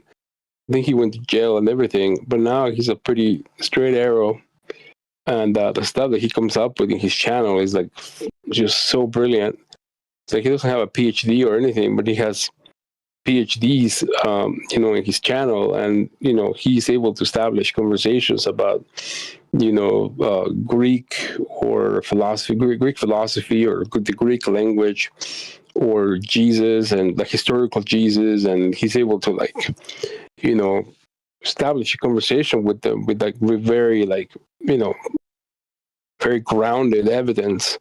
So the guy reads a lot, and he's pretty smart. He said that, after he had his experience, he was able to establish better comfort, he would have a better grasp of his mind. So yeah, it's like sometimes now you have to define, is like, what do you mean by like traumatic experience? Is it like near-death experience, or is it getting struck by lightning like this guy, or going through like a traumatic hallucinogenic experience that doesn't really quite really traumatize somebody, but it gives them enough leeway for them to be able to recuperate and to be able to advance, like mentally or maybe even spiritually. I think it probably qualifies like a heroic dose or something, which don't take drugs, kids. I don't recommend you do. But I mean, Terrence McKenna was a big proponent of that, saying that it did specifically rewire his brain. I'm not sure he used the term trauma, but rewiring in some capacity is what we're talking about, because trauma can do that directly. So maybe there's an anti-trauma as part of this. And what does that look like? I don't know. It's maybe a whole nother thread for a whole nother time. What else you got, sir? Yeah, it's like, I don't know. And also drugs, like you said, they're just dangerous. It's like you can, like somebody cannot really just say, it's like, oh, I'm doing some drugs and I'm going to expand my mind. It's like, it's not as easy as that. It's like there are so many people in this world that do drugs and they end up in very, very bad places. And so very few actually are able to do drugs in a proper way to be able to come out ahead. Like this guy, for example, Gnostic Informant is like, he's not like he's a junkie and does this stuff like every day or every week or every month. It's like for him, it was like kind of like a once in a lifetime type of thing. And so the same thing with like shamans in Mexico. It's like, shamans, they say it's like a drug is not a drug. It's not a thing. It's a spirit. It's like you're consuming a spirit. It's kind of like, like having sex with somebody. It's like you're partaking of the spirit, and that spirit is partaking of your spirit. And so they're, those two spirits are kind of like commingling with each other and somehow able to advance through that mutual, interaction. And so when you let that other spirit take over, it's like your spirit, like my spirit, for example. But like if someone were to abuse a particular substance, and that's when I'm really screwed, because I am letting this particular thing take over my life. And so it's no longer a partnership, and it has become a dependency, a codependency. And so, like the ancients, they also had like the Greeks, they had, certain rituals where they consumed certain type of substances, but it wasn't just to consume the substance, just to like create an effect. It was to commune with the gods, which involved music, it involved ritual, it involved, kind of like a Masonic thing where like there were like recreations of certain drama. And then, it was like a community thing. So it wasn't like a somebody in their bedroom all by themselves, just, trying to consume a spirit and because they're trying to escape their own spirit. And so certainly substances are something that should not be abused, but should be potentially used with a particular caution and, direction from, like a shaman in Mexico. Well, that's kind of a bad thing too, because like if you go looking for a shaman in Mexico, you're 99% chance that you're not going to find one. You're going to find some charlatans. So you're in a bad place. You're going to find a medical doctor from the United States working illicitly down there to sell more drugs. That's what you're going to find. Yeah, probably. Or it's like it's like I had a buddy that went to Cancun to where did he go? I think he went to Peru to do some of one of those ayahuasca things. And yeah, it's like he went up there. He had an experience, but he wasn't spiritual. He was just kind of like he just went up there and did their thing. It's kind of like abusing the substance, not actually partaking of a ritual ceremony, which is supposed to connect you to nature, not isolate you from your own nature. If that makes any sense. Yeah, absolutely. Back to the substance, it's not a substance, it's a portal is really what it is. It's a portal in your mind to see places you would never dream of. And it's a wild thing to consider. Yeah, that's part of it. We're in a weird spot. So I got Kelly on the line. We can go to Kelly, or if you got more, I don't want to cut you off either. So you tell me if you're kind of wrapping it up, that's cool. If not, you're welcome to continue on. No, I'm good, brother. Thank you for doing what you do. I'm glad I was able to get on. Yeah, you're good, Kelly, man. You're good. Have a great night. I appreciate it very much. Jorge on the Discord, please give him a follow. Links in the description, of course. Fantastic call. It's nice to have smart friends, isn't it? troubledminds.org/friends. Follow Jorge here. Go check out his YouTube channel. And yeah, lots of ideas here. Lots flowing. Basically, the main premise is we're talking neurological borderlands. I'm calling it modern supernatural predation and the spiritual war. What do you know about it? 702-957-1037. Kelly, sorry to make you wait. Go ahead, sir. Oh, no problem, man. I like to hear everybody's there's exclamation and stories and stuff. So you're good to go. Right on. How are you doing tonight? I'm fantastic. How are you? Not too bad. Not too bad. So I like this one as well. So what's interesting is what you're basing your show off of. I ran across something the other day, which was a pretty interesting experiment. It was done by two philosophers, right, or psychologists, right? They were back in like 1920. It was called the Little Albert Experiment. Have you ever heard of it? I don't think so, no. Okay, so the psychologist, all right, I'm just going to go ahead and just read kind of a little bit of what it was the story kind of briefly about, but two psychologists back in 1920, their names were John D. Watson and Rosalie Rayner. They wanted to do an experiment, and they believed that they could, like fear could be introduced, like the human behavior can be changed and conditioned. So what they wanted to do was, they wanted to see if they can the human mind can be programmed. So John B. Watson, right? He believed that human behavior could be conditioned. So he took a 9-month-old baby from a hospital and gave him a name by Little Albert. Right. At first, what they did is they put him in this room and they introduced like different animals to him, like rabbits, rats, dogs, monkeys, and the kid showed no fear. But then every time they introduced the white rabbit to him, they had this loud clanking noise that they would introduce with him. So every time, he started getting afraid of the rat. But after a while, his mind started getting conditioned. So anything white. So it didn't matter if it was like if it was anything white or furry. So it was like anything dogs or rabbits or even Santa's beard. The kid would start freaking out. So the experiment proved that the disturbing truth that fear can be engineered, and once implanted, it can be spread. So, and this is like the foundation of propaganda, indoctrination, emotional abuse, manipulative parenting, right? Watson and Rayner walked away with academic fame, while Albert was less, physically or psychologically scarred. He never was deconditioned, right? He died young. Right, nothing, knowing that what was done to him, because there was no ethic boards, no consent, just control. But the scary part about their saying is about what was that that he wasn't unique. We're all born fearless until someone has programmed fear into us through shame, punishment, and then repetition. To understand this, they say you can claim your power back, right? Fear isn't always natural. It can also be planted by someone that benefits from your submission. So ask yourself, who profits from the fear? Who's taught you to be afraid of and what to be afraid of? So once you can break that conditioning, what they've known is that once you can teach it from one person, you can teach the masses dressed as algorithms and ads. As little Albert frightened by screens, and then the scientists profiting from your conditioning minds. As we set in cages and glass, they walk off with golden smiles. So if they can create the fear, it can be undone. So to condition yourself with strength, clarity, and self-control, because they fear a free mind. So yeah, man, I believe a lot of this stuff. I mean, you can also go by with that.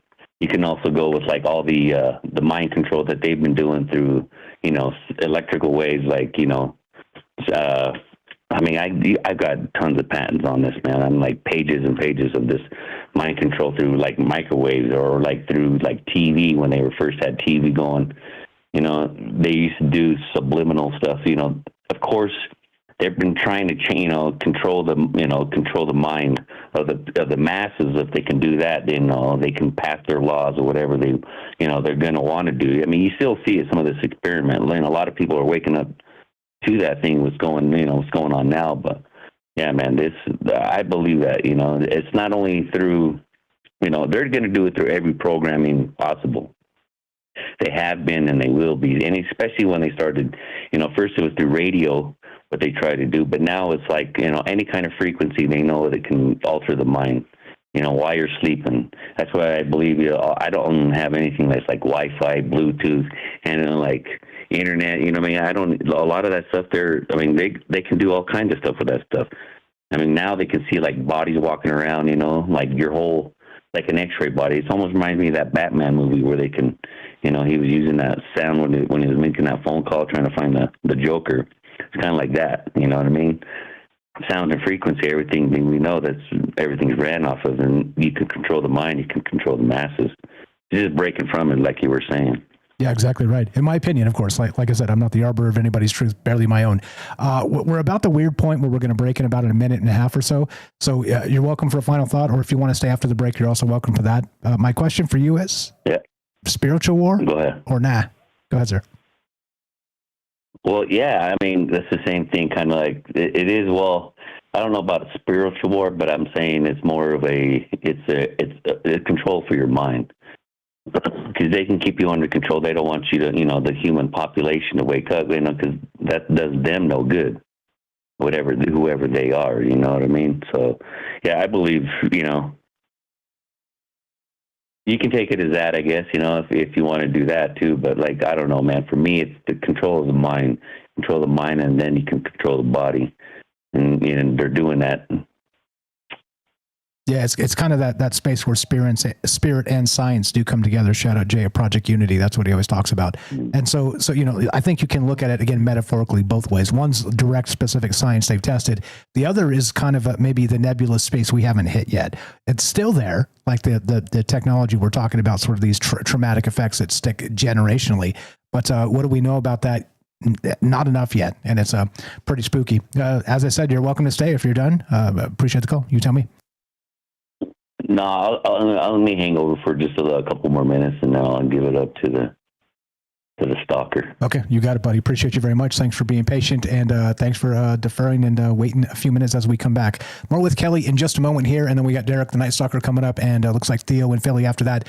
Love to hear your thoughts. A lot going on, and lots of things and ways to consider this. What do you know? Spiritual war or nah? Be right back. More Troubled Minds coming up. Don't go anywhere.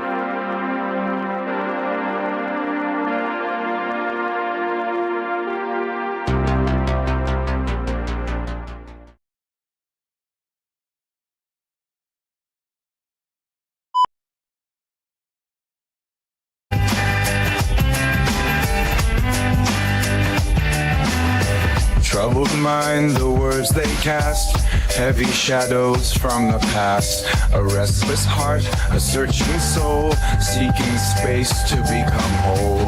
Troubled minds find open sky through every tear and every sigh.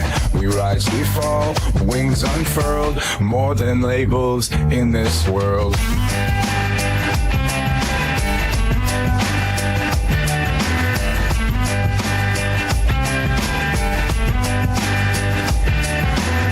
In crowded streets or empty rooms, our echoes chase away the gloom. A spark of hope, a whispered truth, a shared melody, our fountain of youth. We're more than static on the line, singing louder than the signs. In every chord, we claim our part, beating drums match the heart.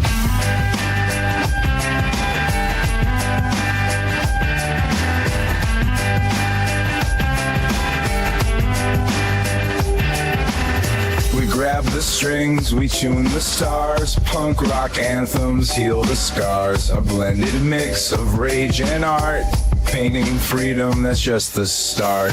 Troubled minds take the stage. In every note, we break the cage. We rise, we fall, but carry on. Sing our truth until the dawn.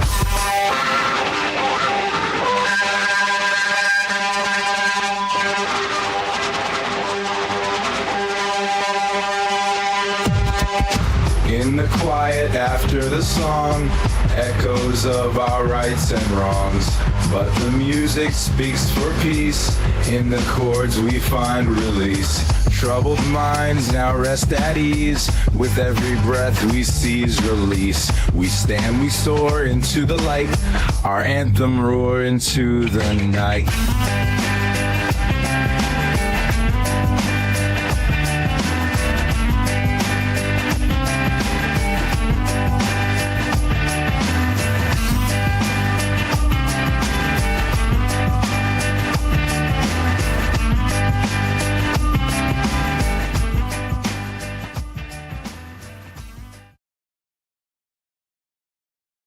Indeed. Bobby Broadway says, this song totally sounds like a spell.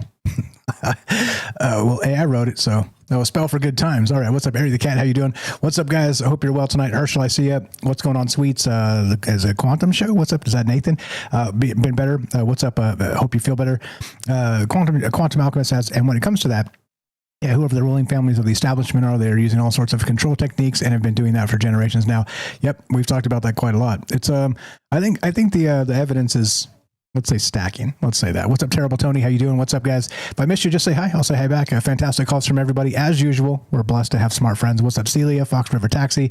Good evening, guys. Hello. Who did I miss? If I missed you, say hello. I'll say hi back. And yeah. Good evening. Who did I miss over in all the places? Shout out to Joey Don't Panic on Twitter X. He said, made it tonight, took an early nap so I could drop in on the thing. There you go. Thank you. Look at that. Peeling out the schedule, dropping an early nap so you could stay up late with us. I appreciate that very much. So thanks for listening. Thanks for caring. Thanks for being part of this. Love to hear your guys' thoughts. Here we go. Troubled Minds coming up more with Kelly, Derek, and then Theo coming up in your calls as well. Here we go.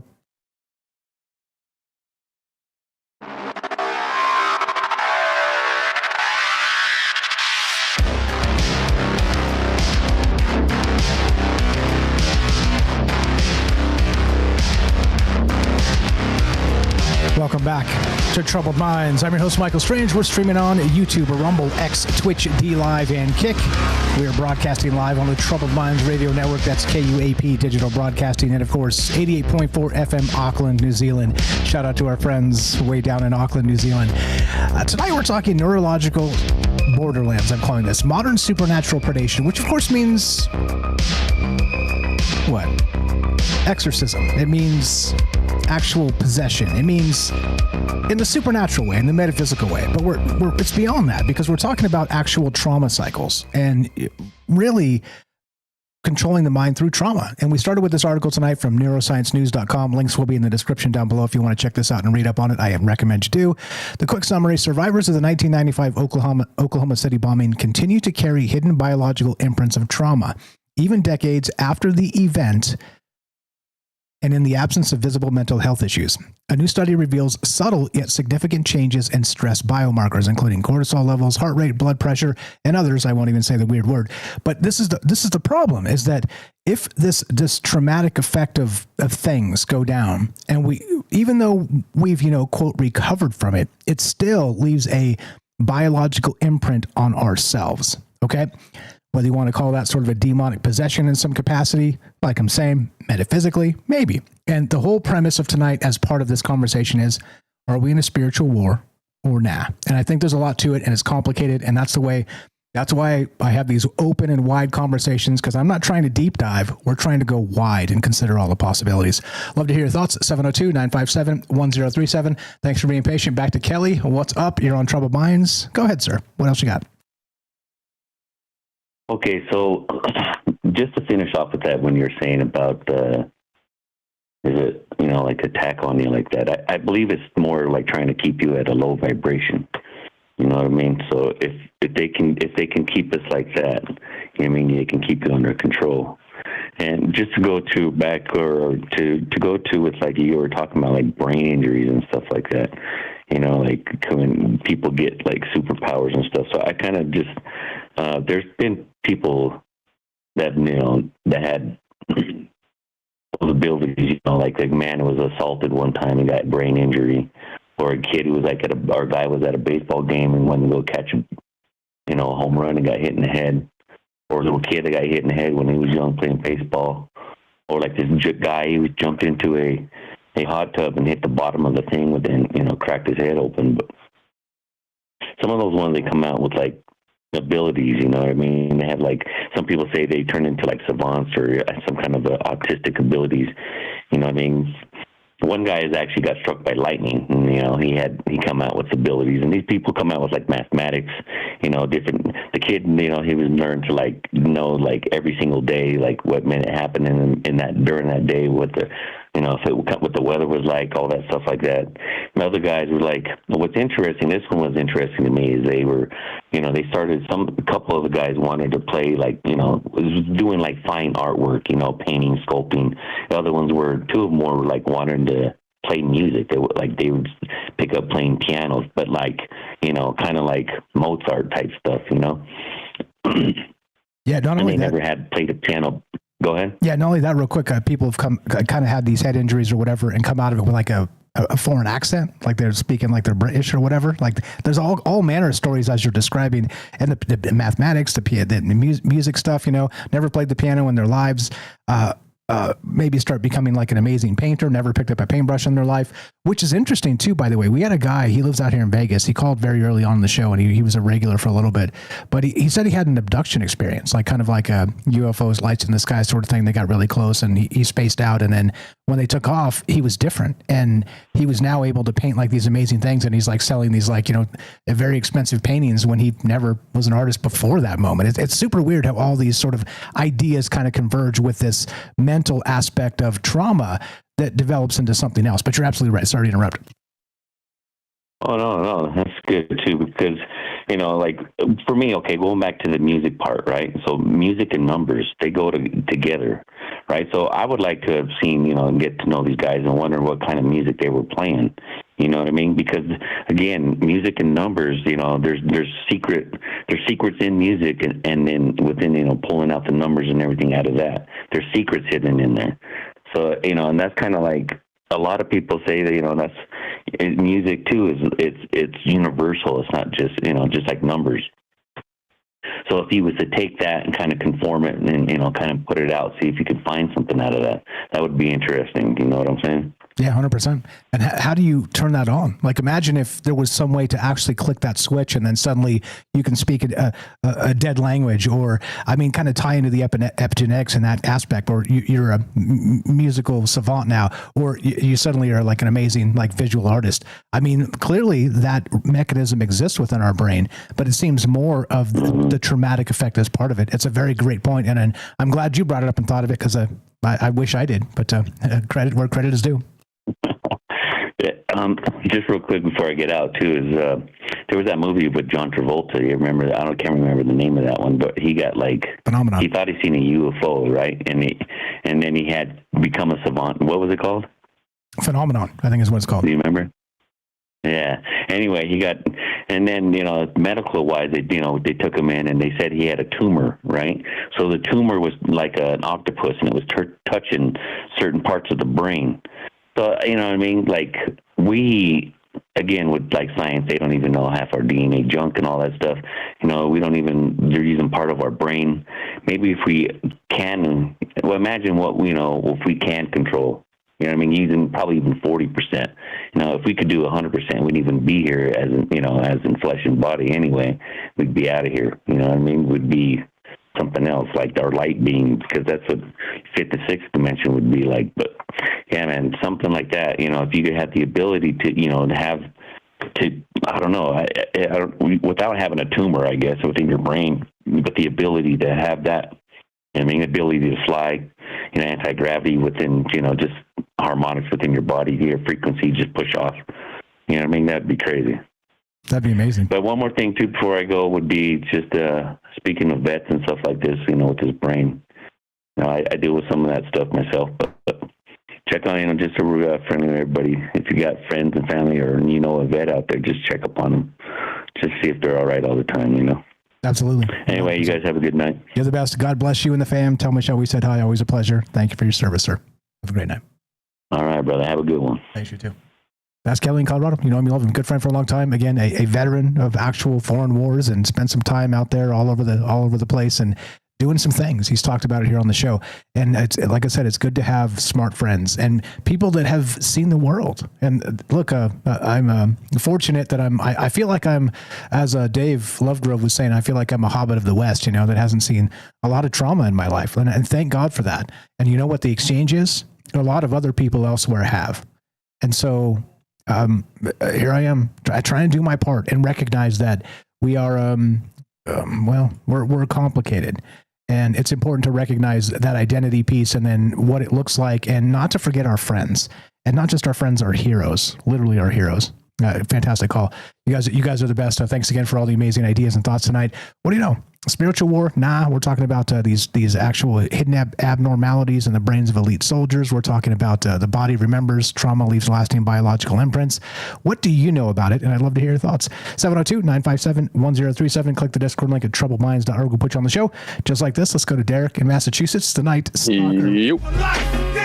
Going on, brother? Chilling, man. Doing the thing. Danger. Yeah. That track is so good. It's so good. It's good. There's a longer version if you want it to. But anyway, yeah. Welcome to Think. Thanks for being patient and fitting in where you fit in and all the rest of that stuff. Appreciate you. What you got? Go right ahead.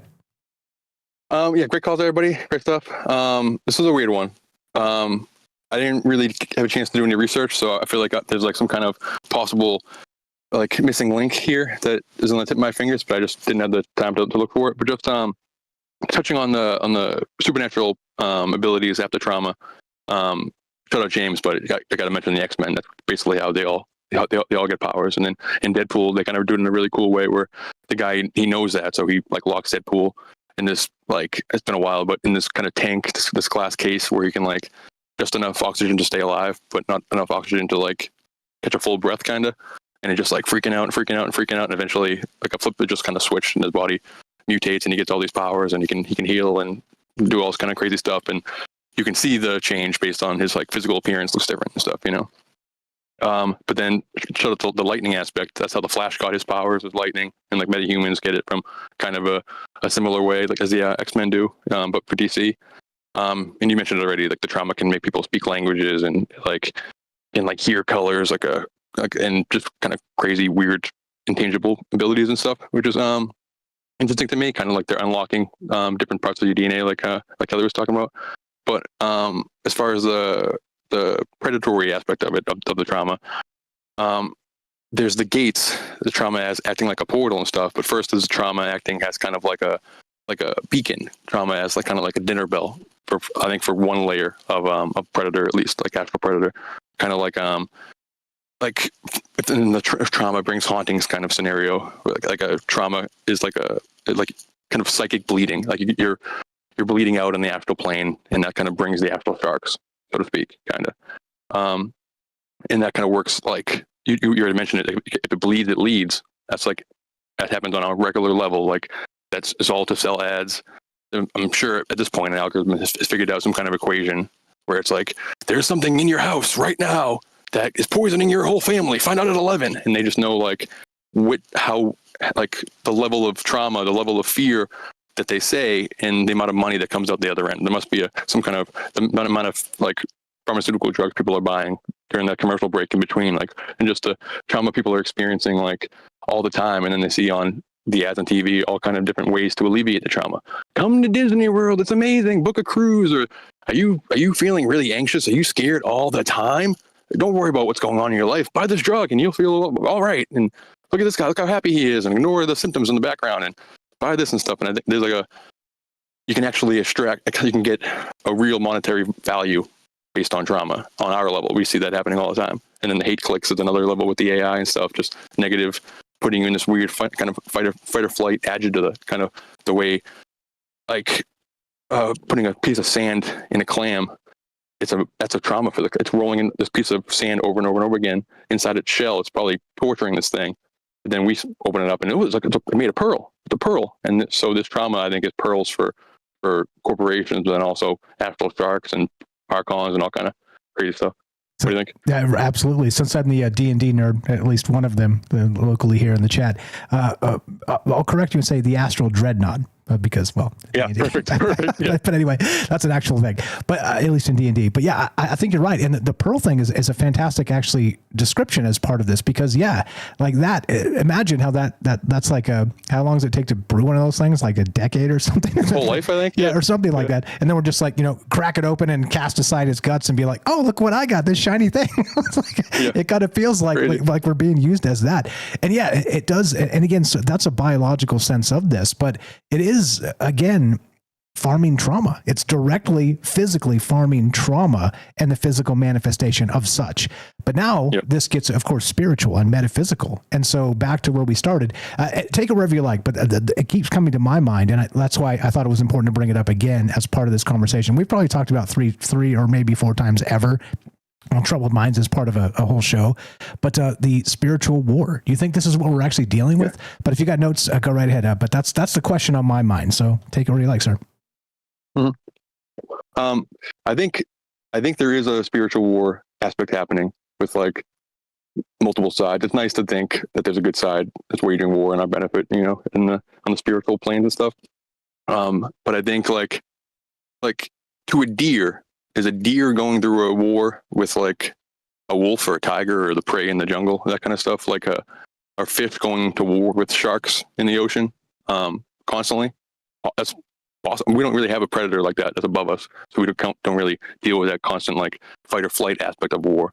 But I think there's a level to that, like the way like Luch and all these kind of things, Monsters Inc., all these things we talk about all the time, that like on our that was the point of kind of the ad. Like on our level, there's a spiritual war in the sense that we have to protect ourselves, or else we'll be battered and bruised, because those battering and bruising makes us more apt to buy products, or more apt to spend money, or more apt to give attention to these things which equals money. So they see they get a benefit.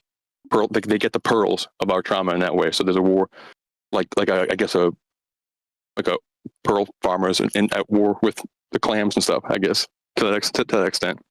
And then I think there's probably more complex things, like real actual wars and generals and then like underlings and underbosses and stuff. And you traumatize this amount of people, and we'll give you this much favor, and that kind of weird secret society type weirdness and stuff. But for the rewiring aspect of it, and I think that could be intentional too. Like, and when Jorge was talking, like the difference between a shamanic experience and going into the underworld and coming back with information and stuff, and the difference between an MK Ultra, it's just like set and setting. It's like the difference between a mass and a torturing and stuff. It's one is like a place where you meet God and you have a positive rewiring, and another is that you meet that stuff and it's a negative rewiring. But it's the same ingredients, but like under different set and setting, you get a completely different result. And sorry, I'm trying to find my notes. In Dune, they have kind of a rewiring with the spice, which is a trauma, and they get into it a little bit in the second one, where they drink that blue drink and stuff, and you go, oh no, he'll die, or men aren't supposed to drink the blue drink because they'll definitely die. But if they can make it through that trauma, this little mini death, then they'll come back changed. They'll come back rewired. And in this case, they rewired with the ancestral memories of everybody, so they have all this knowledge like within them. And then in the Dune show, they get into it more with the Bene Gesserit and the different kind of picking up ancestral memories and these little ordeals you were talking about earlier, these ritual traumas, these near-death rituals, these ego deaths is kind of the thing that's all the commonality between the psychedelics and the getting struck by lightning and intentionally drowning and all kinds of things. Like the Navy SEALs, they have one exercise where they all get to drown, get to experience and they revive you. Like one of my best friends in college, his brother was becoming a Navy SEAL. So it's really the only part I know about it. But at one point, you just have to experience what it's like to be drowned and revived. And those are the elite. Those are the best of the best. You know, that's horrific. Why did they do that? You know, it seems very ritual. In Game of Thrones, didn't they have a ritual of like the drowned god where they would do that to like their priests or whatever, like their warriors? Exactly. They would take them out, drown them, and then bring them back, and then pump the water out of their lungs. And if they survive that, hey, you can survive anything. That's wild. Yeah, I didn't even think of that. That's nuts. And that's like, I went to a Freddie Silva conference one time. I think I told you about it before. I thought it was like a lecture hall, but it ended up being somebody's apartment with me and like 15 other people and sitting in chairs and stuff. It was a much more intimate experience than I realized. But the whole thing was about the art of the resurrection. And they went from like sacred site to sacred site to sacred site in ancient times and compared it to modern times and stuff. But the way these ancient chambers and the King's Chamber and the pyramid and those kind of experiences and stuff, it's called the art of the resurrection. All secret societies, all cults, they have different forms of it, but little ego deaths. So whether you're drowning or whether you take a hallucinogen or go through some kind of pain ordeal or whatever, you have to go into the underworld. That's the ego death. And then coming back, you come back changed or rewired or with new knowledge or whatever. And that's a commonality between essentially every ancient mythology, ancient every belief system. They use different ways to do it, different drugs, different tools and stuff. But the goal is essentially the same. And you come back with powers. You come back with gifts from the gods. You come back with knowledge and stuff. So, but also it acts as kind of gates. You talk about it rewires perception. It opens up these doors of perception. Shout out Val Kilmer and the Doors. Jim Morrison. But he gets in all that. He's in weird like Jim Morrison's in like Dionysus like mythologies and stuff, and it's an obsession with death and everything to see the other side. And the show The OA, this guy was like kidnapping people and like drowning them to map where they were going, like during that near-death experience and stuff, and it kind of unlocked different powers and states for the people who were there and everything. But it's the same way these doors unlock powers. Oh, and with the Dune thing, so it unlocks ancestral memories, but you can be kind of possessed by them. So when it goes bad, they call it an abomination. Abomination! Which means that like you're not in charge anymore. It's one of your ancestors that is in charge. And I haven't read it, but like listen to all the like breakdowns and everything of it. And in one of the sequels, Paul Atreides, like Chalamet's kid, who becomes God Emperor of Dune for 1,000 years, whatever. He is born with this abomination thing, where he's having a tough time dealing with it. Like all of the ancestors, like so all of the former dukes of Atreides for all history, all of these powerful people are all fighting for control inside this person's mind. And in a way for him to like overcome it is he made a deal with the tyrant, like with the worst one of his like family tree. So all right, you're in charge, but we're going to work together, and you kind of work these people into shape, but we're going to work together kind of as a way for him to like gain control of his own mind. But for most people, they essentially just get possessed by the worst ancestor they have, essentially. So what about possession and trauma and this demonic aspect and the rewiring as kind of like something latent inside of us takes over, you know? I'm rambling, but no, that's fire. Interesting. So like the most malevolent ancestor is sort of always hovering, sort of in Sheol or purgatory, as we like to say here, waiting, right, for the moment. Shout out to Robert if you're out there listening. The walk-in, that type of thing, where walk-in, yeah, exactly. And you're waiting for your chance to come back, and the only way you can get it is through this traumatic aspect of people sort of entirely losing their identity to trauma, and then somebody walks in, and let's say the walk-in in particular is basically a deathbed experience, right? Because of clearly, I can't think of anything more traumatic than a deathbed experience. You know your time's numbered. You may be barely conscious or halfway or whatever, and that's like panic time. Panic time sets in. So I do wonder.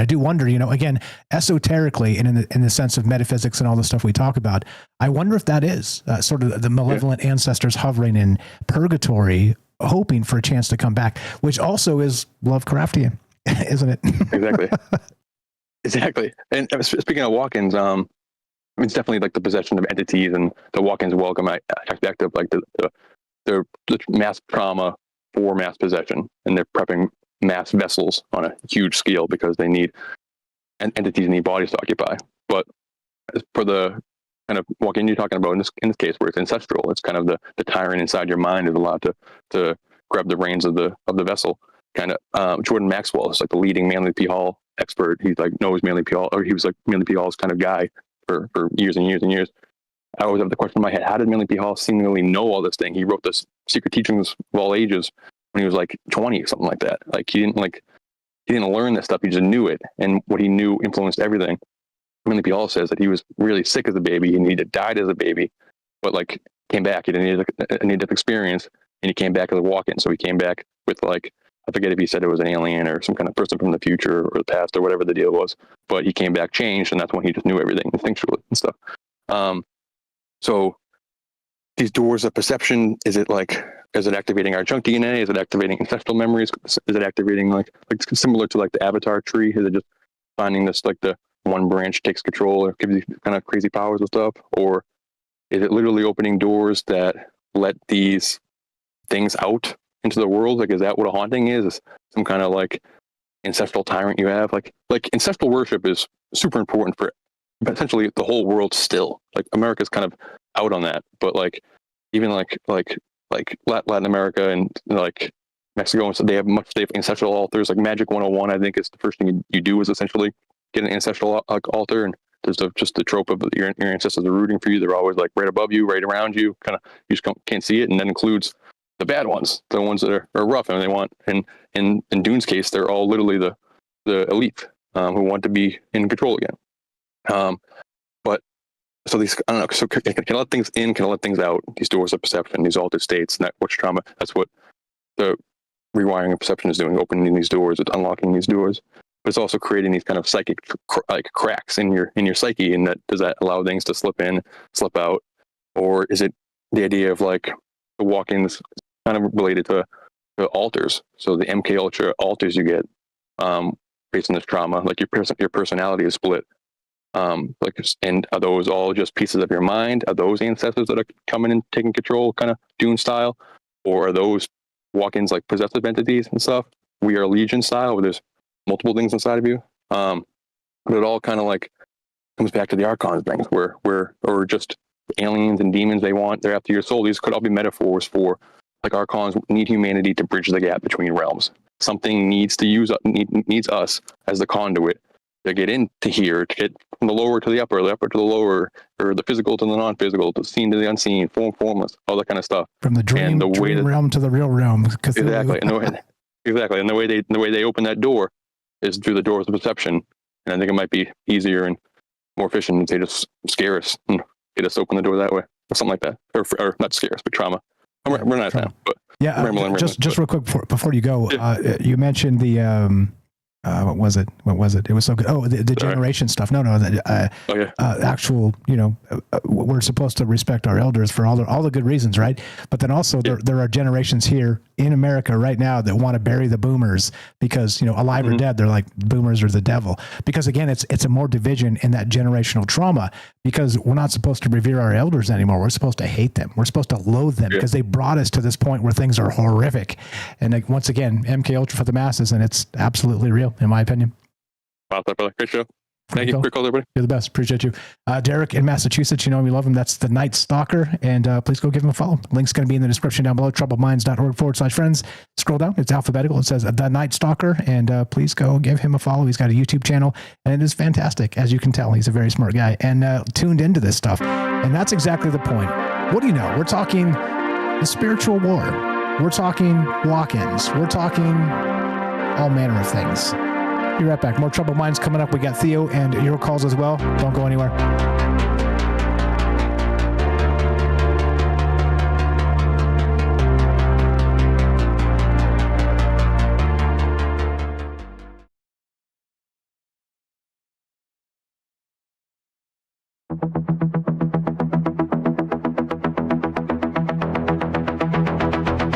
Crazy colors swirling, got the laughter in the air. Jesters in the night, they weave magic everywhere. Clowns are juggling dreams, wild world is in despair. Nothing's quite as certain when reality's a game. Chaos in the corner, whispers calling out your name. Look around, it's laughter, even when we're feeling pain. Nobody warned me, there'd be nights like this. Nobody warned me, there'd be nights like this. Nobody warned me, there'd be nights like this. Strange nights I insist, strange nights I insist. Dancing shadows flicker under neon all aglow, while the stage is set for tales that nobody will know. Echoes of the laughter as the lost ones see the show.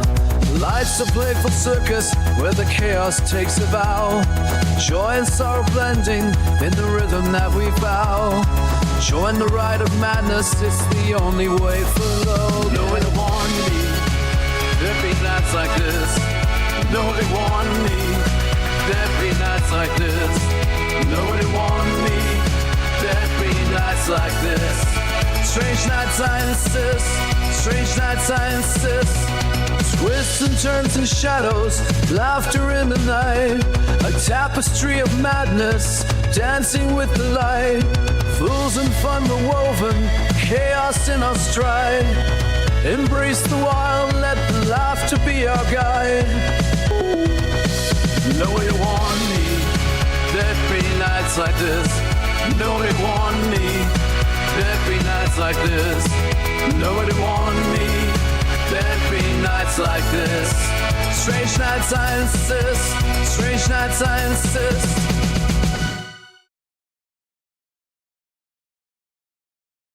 Falling in the rhythms, beats that pound and thrum. A flashing carnival where the misfits come undone. Whirling through the madness with our hearts set to ignite. In the symphony of chaos will remain the shining light. Yet nobody want me. There'd be nights like this, nobody want me. There'd be nights like this, nobody want me. There'd be nights like this. Strange nights I insist, strange nights I insist. Indeed. What's up? Theo in Philly's next. Jump on the Discord. I'm going to have to get my credit card because my the phone line just took a crap. It's like, oh, you got to pay now because it recharges when it gets low. But my credit card expired March 31st, so I'm really sorry about that. Sorry about that. Get back in here, Theo. You're up next. Yeah. Theo, you're up next. Get in the Discord, and you're next, and then Jen is after you. But so my I had it was a thing. It's happened. It's become a thing because I just recognized, holy crap, my credit card's expired now that I've been using for this. And so it's all the stuff I've been paying for is going to start breaking because if I don't change it over. So, oh boy. And perfect timing. Theo was coming up next. And yeah, the billing's like, recharge your minutes, Mike. Oh geez. Here we go. Troubled Minds coming up. Sorry about that, Theo. All right, we got Theo coming up and your calls as well, and Jennifer as well and your calls. Here we go. Troubled Minds on the way right now.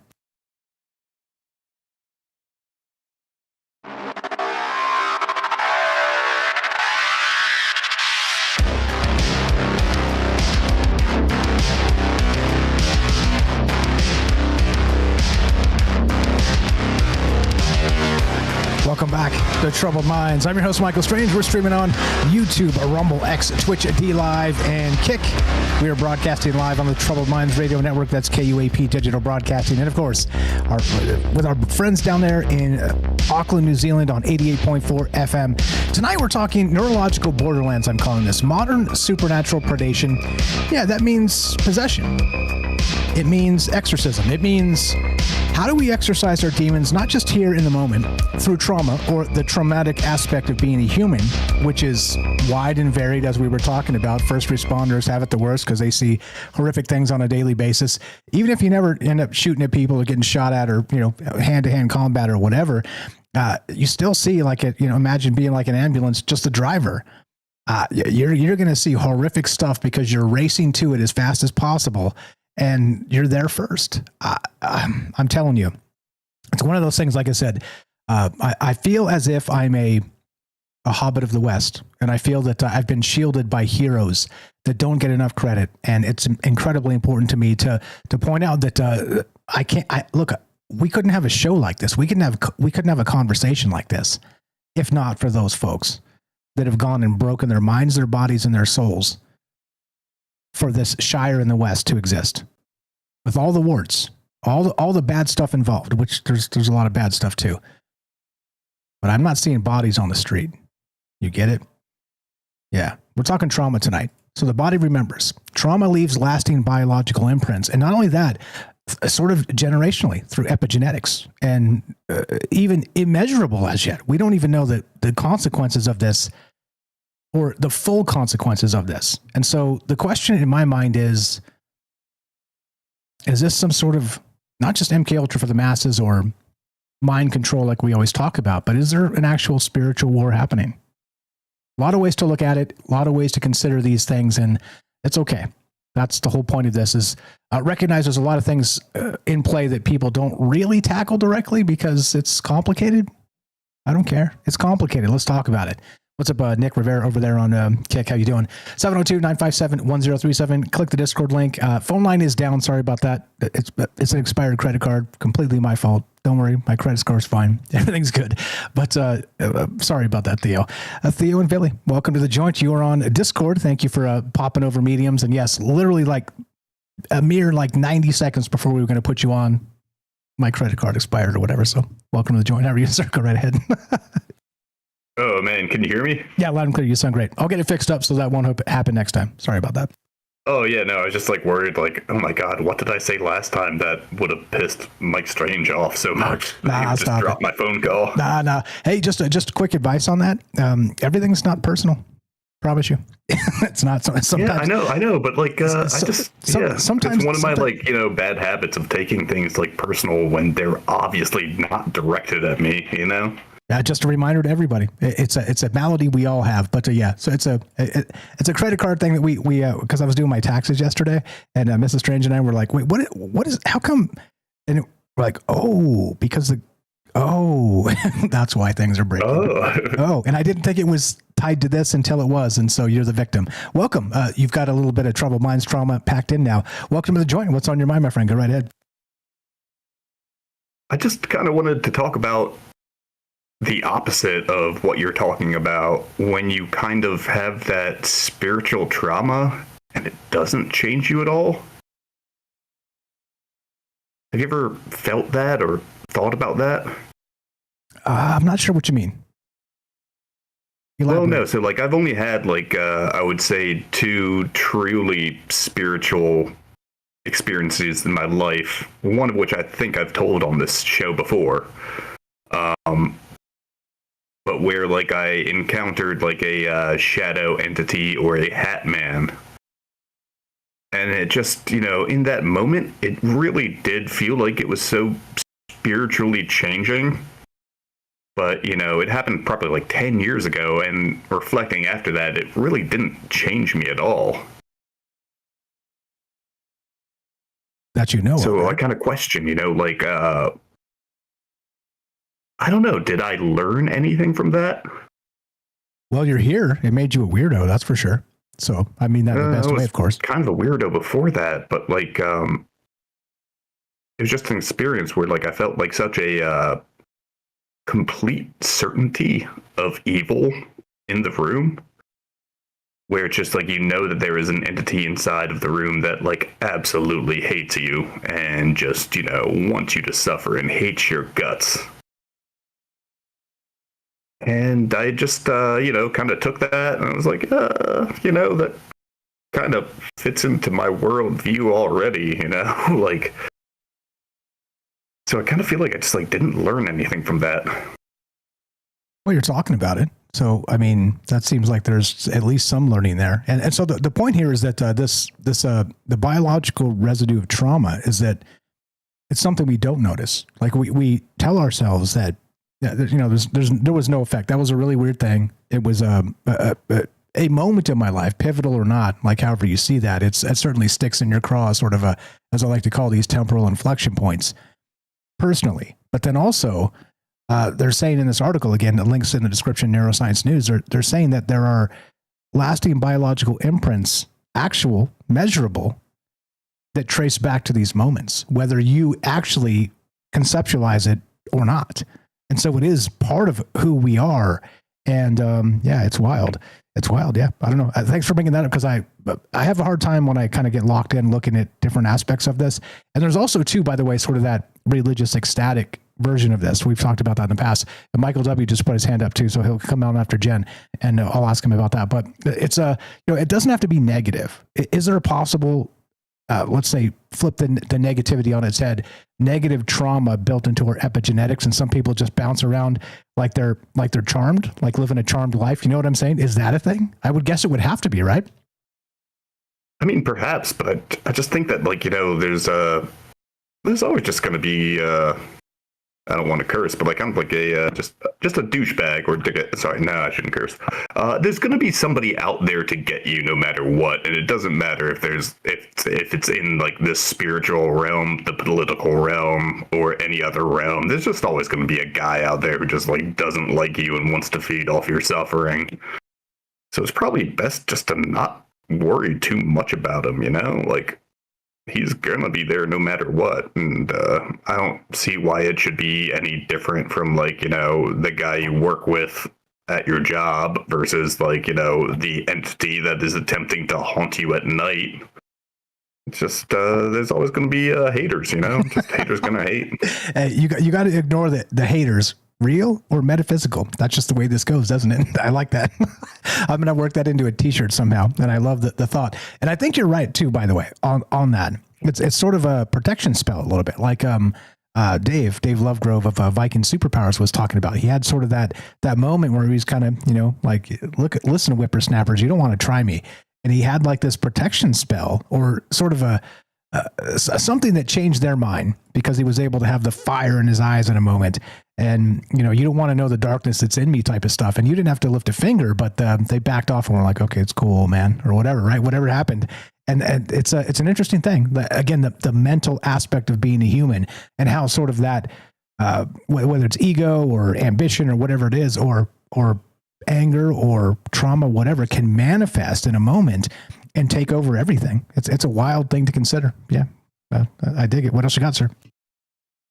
Yeah, so like, the time that I saw like the shadow guy, or like the hat man, whatever you want to call him,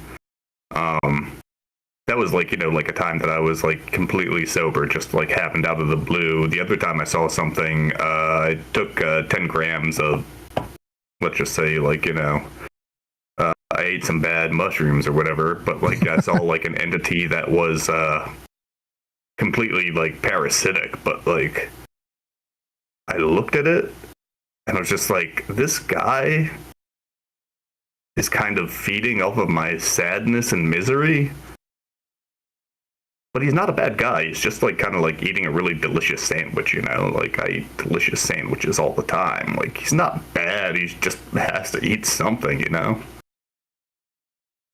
So I don't know. Yeah. I just like have had like those two.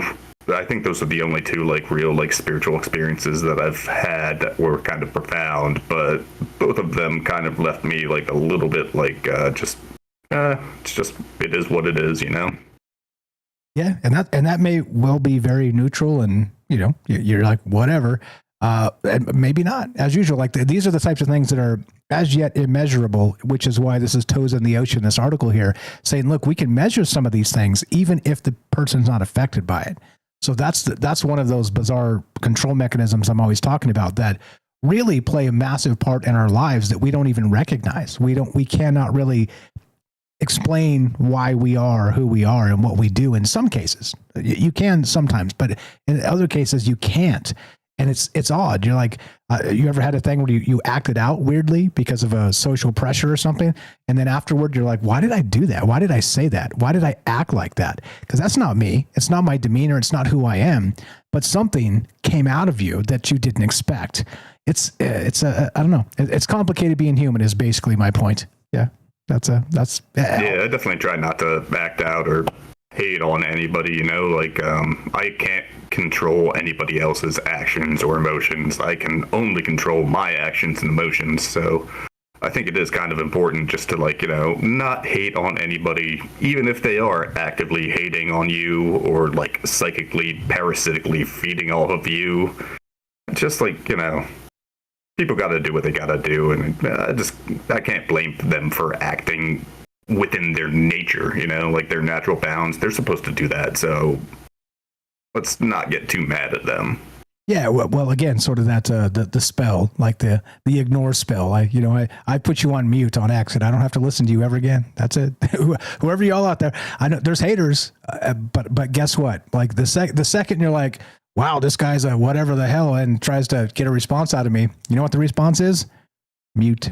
And then that's it. And look, if it was a joke and I muted you out of hand, send me an email. I'm a reasonable guy. Okay. And I have thick skin and I can take a shot or 2 or 10 or 20 or whatever. I'm the target here. I'm wrong just by being here. Okay. It's cool. But if I don't know who you are and you show up as a rando and then take a shot at me, the easiest thing for me is to just go boop. And that's it. And you don't have to engage. It is kind of like a modern internet spell of protection. You don't just because somebody has a bad opinion of you doesn't mean you have to engage with them. That's ridiculous. Yeah. What about the spiritual war? Where does that sit with you? I mean, when it comes down to spiritual war, I tried to do things that would probably be considered stupid and controversial, but I try to pray for both the God and the devil. because I believe that they were both put in unwilling places that they don't necessarily enjoy.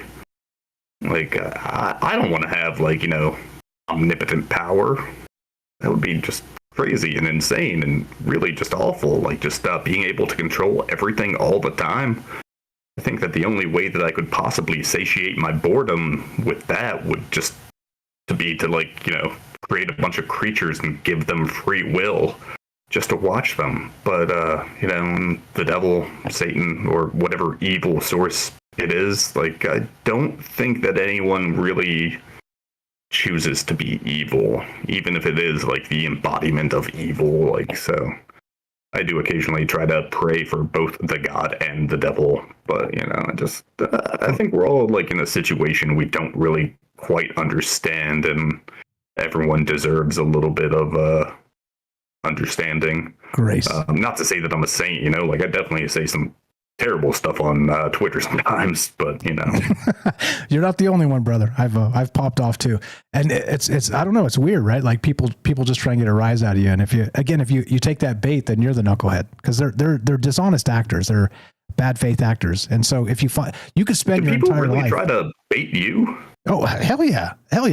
You could spend your what though? Like, you're the nicest guy. Well, it's nothing to do with that. It's they're, you know, strict materialists or something, and scientists or whatever. And so science is the way. And so I'm become like the punching bag.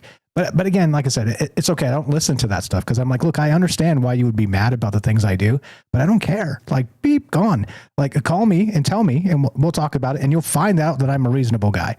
And I'll even tell you you're right. That's it. But they don't want that. They want a response. You know, they want like a look what I own this guy. Whatever. I don't care. Owned. Consider me owned. Anyway, what else you got? Totally owned. Totally owned. You got a poem for us? Oh yeah, sure. I got a poem for you.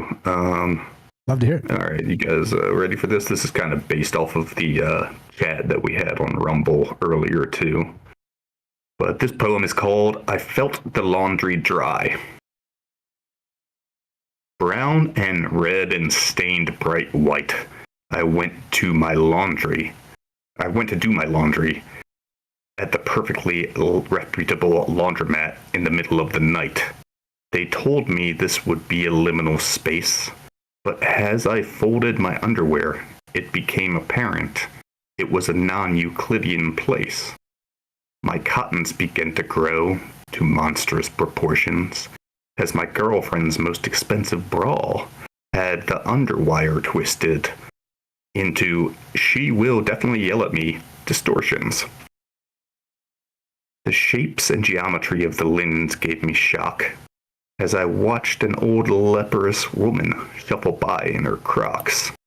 And to my cosmic horror, a void opened up, and into that void disappeared a single sock. I can't go back into that dark fluorescent room, that laundromat, that quarter-powered, desolate Lovecraftian tomb. Apologies for the reading on that. It was not my best reading. It was fire, though. It was absolutely fire. Yes, indeed. The official poet of Troubled Minds, Theodore Kent. Wink, wink. Search his name, and you may find his thing. You're the best, brother. Appreciate you very much. Thanks for staying up late. Thanks for bringing the poem, and thanks for being you. Always a pleasure. Toodles. Have a great night. There you go. You know how you become the official something in Troubled Minds? You call, and you do it. That's it. That's it. 702-957-1037. Click the Discord link at troubledminds.org. We'll put you on the show. It's as easy as that. We're talking trauma tonight, generational or otherwise. Is there a spiritual war, et cetera, so on. Let's go to Jen in Missouri, the Arcane Observer. Thanks for being patient. What's up, Jen? How are you tonight? Go right ahead. What's up, Mike? How's it going? Pretty good. Chilling. I got no complaints. Smart friends talking about great ideas. Living the dream. Right. Okay, so generational trauma, I think that going back to, 1918, World War I was a huge trauma to the world. I mean, you're looking at over 1 million, fighting to the death in the fields of Flanders. Outside of, that was tremendous loss of life. And it was for reasons that were to hold to the the predetermined civilizations we had established. And this was just only in, at the turn of the century. And then from there, a very short time after that, so you're looking at 1914, 1918, the times of the First World War, where people lost so much. And for reasons that had to do with many of the reasons we're looking at right now, to do with trade and industry and who should rule the world and on like that. And nationalism and patriotism of all these different countries. And you're trying to think about, too, if you look at 1870, it's just a lot to do with history. The way that, Prussia being Poland and Russia, that area where Poland and Russia meet, being a separate sort of governance to itself. And then that what led up to the First World War being to do with whether or not England should be having the empire that it had. And the Austrian prime minister being assassinated and what led up to that, but that so many people lost their lives in that war.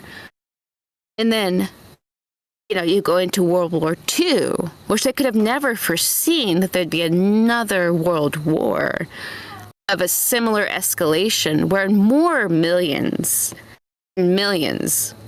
would die and lose their lives. In like 20 years, right? And this is all, years. Crazy. Yes.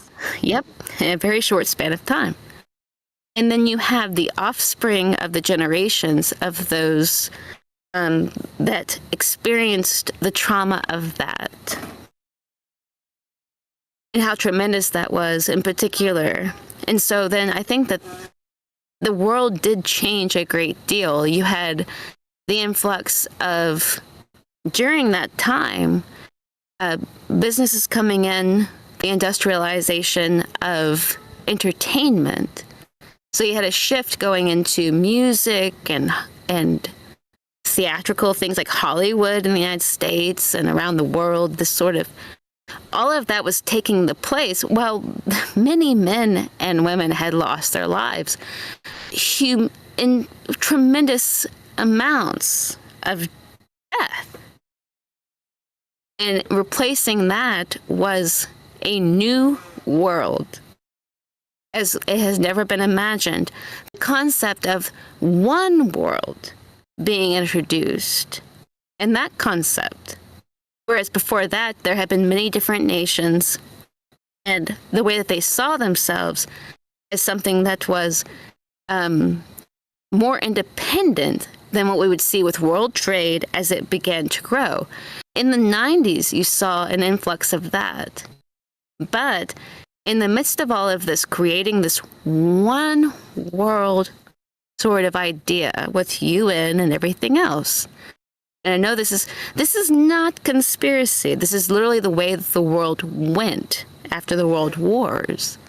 That we would no longer see the nationalistic, patriotic individualization of countries, that they would unite and form world trade under the diplomacy of enormous trade embargoes between very wealthy groups, and that the world would be uniting underneath that sort of banner, whether they were aware of it or not. And this is what was part of the Red Scare of the Soviet Union, much more of that. And it was seen as being something involved in music and in movies. There was a propaganda occurring that many people were very afraid of at the time, that now is non-existent. That the worst fear that they had was that they would lose that. But hypnotism and the government systems itself, and many Pavlov's dog, and how that related into the meetings in Moscow and around the world about the power of mind control of the masses, and how you could induce basically like a false neurosis where the masses act insane. If you've ever seen Beatlemania, basically the response to the Beatles and the way that people reacted to that, or if you've seen the reaction to The Exorcist, or if you've seen the reaction of the masses to any of these big propaganda movements, that it was something so foreign to the people that they lost their minds temporarily. Mass hysteria. And they could not, hysteria, they could not handle it. Another one real quick is the satanic panic of the early 80s there with the Dungeons and Dragons. That was another one. Definitely. I suppose. But that's a whole nother note, but just that there was, and is that not a part of possibly a bigger hand casting doubt in basically just that humanity cannot handle?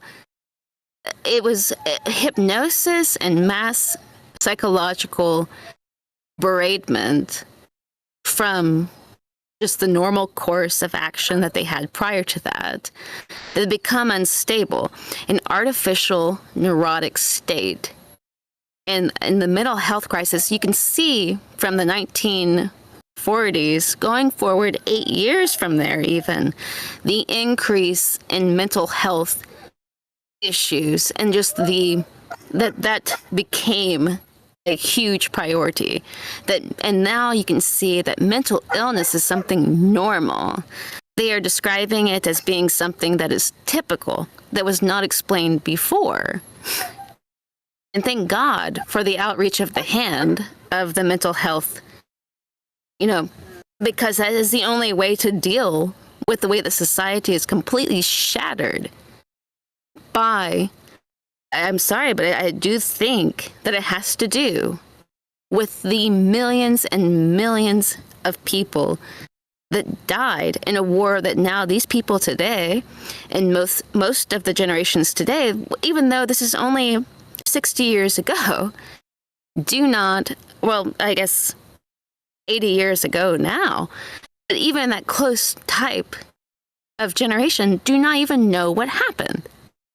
Do not even know why, or how many, or the sacrifice that was made.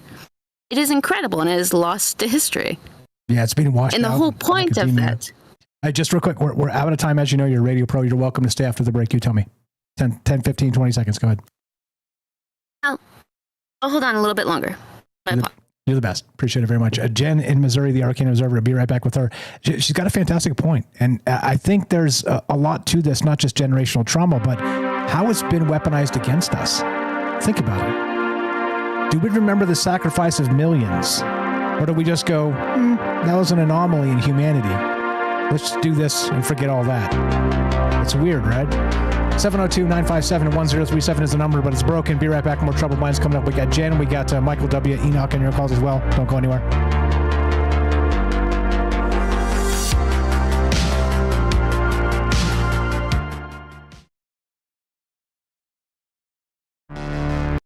Drifting through the quantum haze.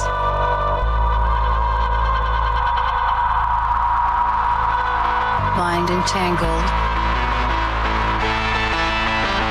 in a daze. Whispers in the neural mist. Echoes of what might exist. Lost in time in this web we spin. It's alright beyond our skin. Consciousness forever twined in the dark unseen.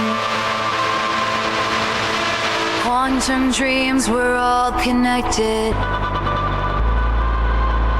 Though we're scattered, we are reflected. Frequencies that pull us in. Parallel worlds kept within. Synapses that intertwine. Fragments of an endless line. Feel the pulse of a distant star. It's alright, we are who we are. In the void we find the light in tangled hearts. Quantum dreams, we're all connected. In the silence, hear the call.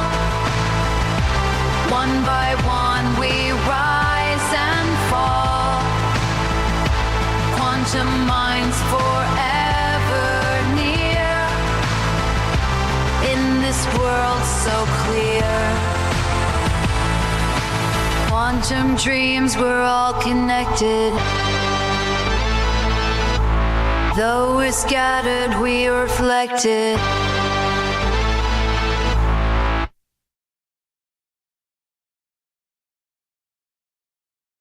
Dark energy in the depths we find.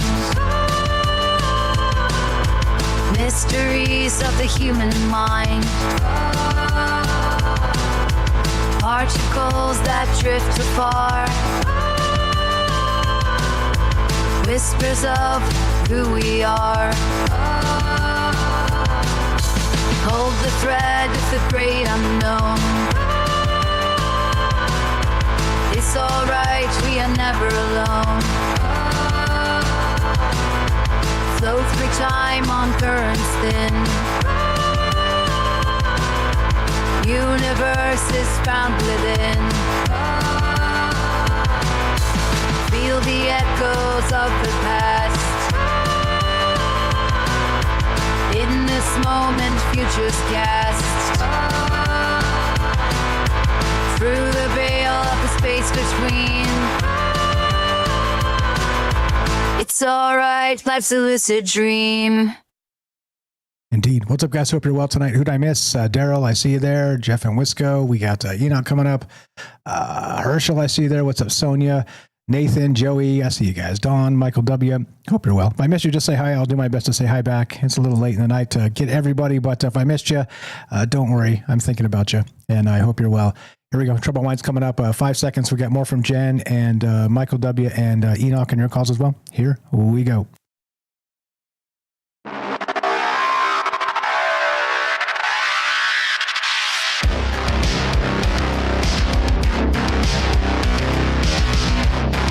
Welcome back to Troubled Minds. I'm your host, Michael Strange. We're streaming on YouTube, Rumble, X, Twitch, D Live, and Kick. We're broadcasting live on the Troubled Minds Radio Network. That's KUAP Digital Broadcasting. And, of course, 88.4 FM, Auckland, New Zealand. Tonight, we're talking trauma, generational trauma. We're talking a spiritual war. We're talking all manner of these things. New science suggests that this weirdness of trauma leaving lasting biological imprints is not necessarily quantifiable by talking to the person involved, but through some sort of scan, it's changing our brains. And so the larger question becomes, how deep does this get?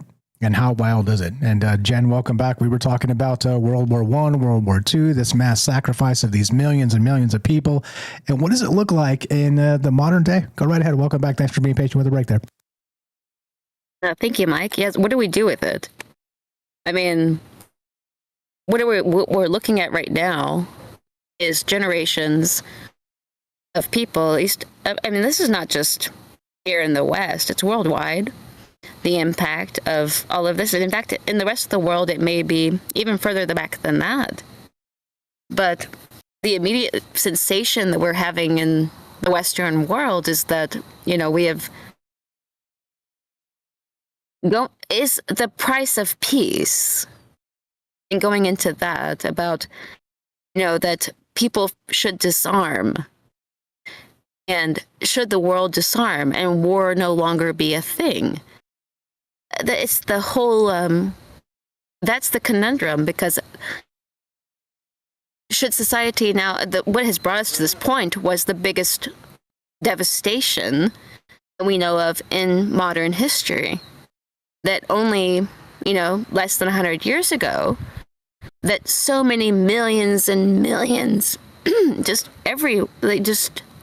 generations completely lost, orphans, and then the offspring of those generations, people born in the 1950s, were born to the children of that devastating event.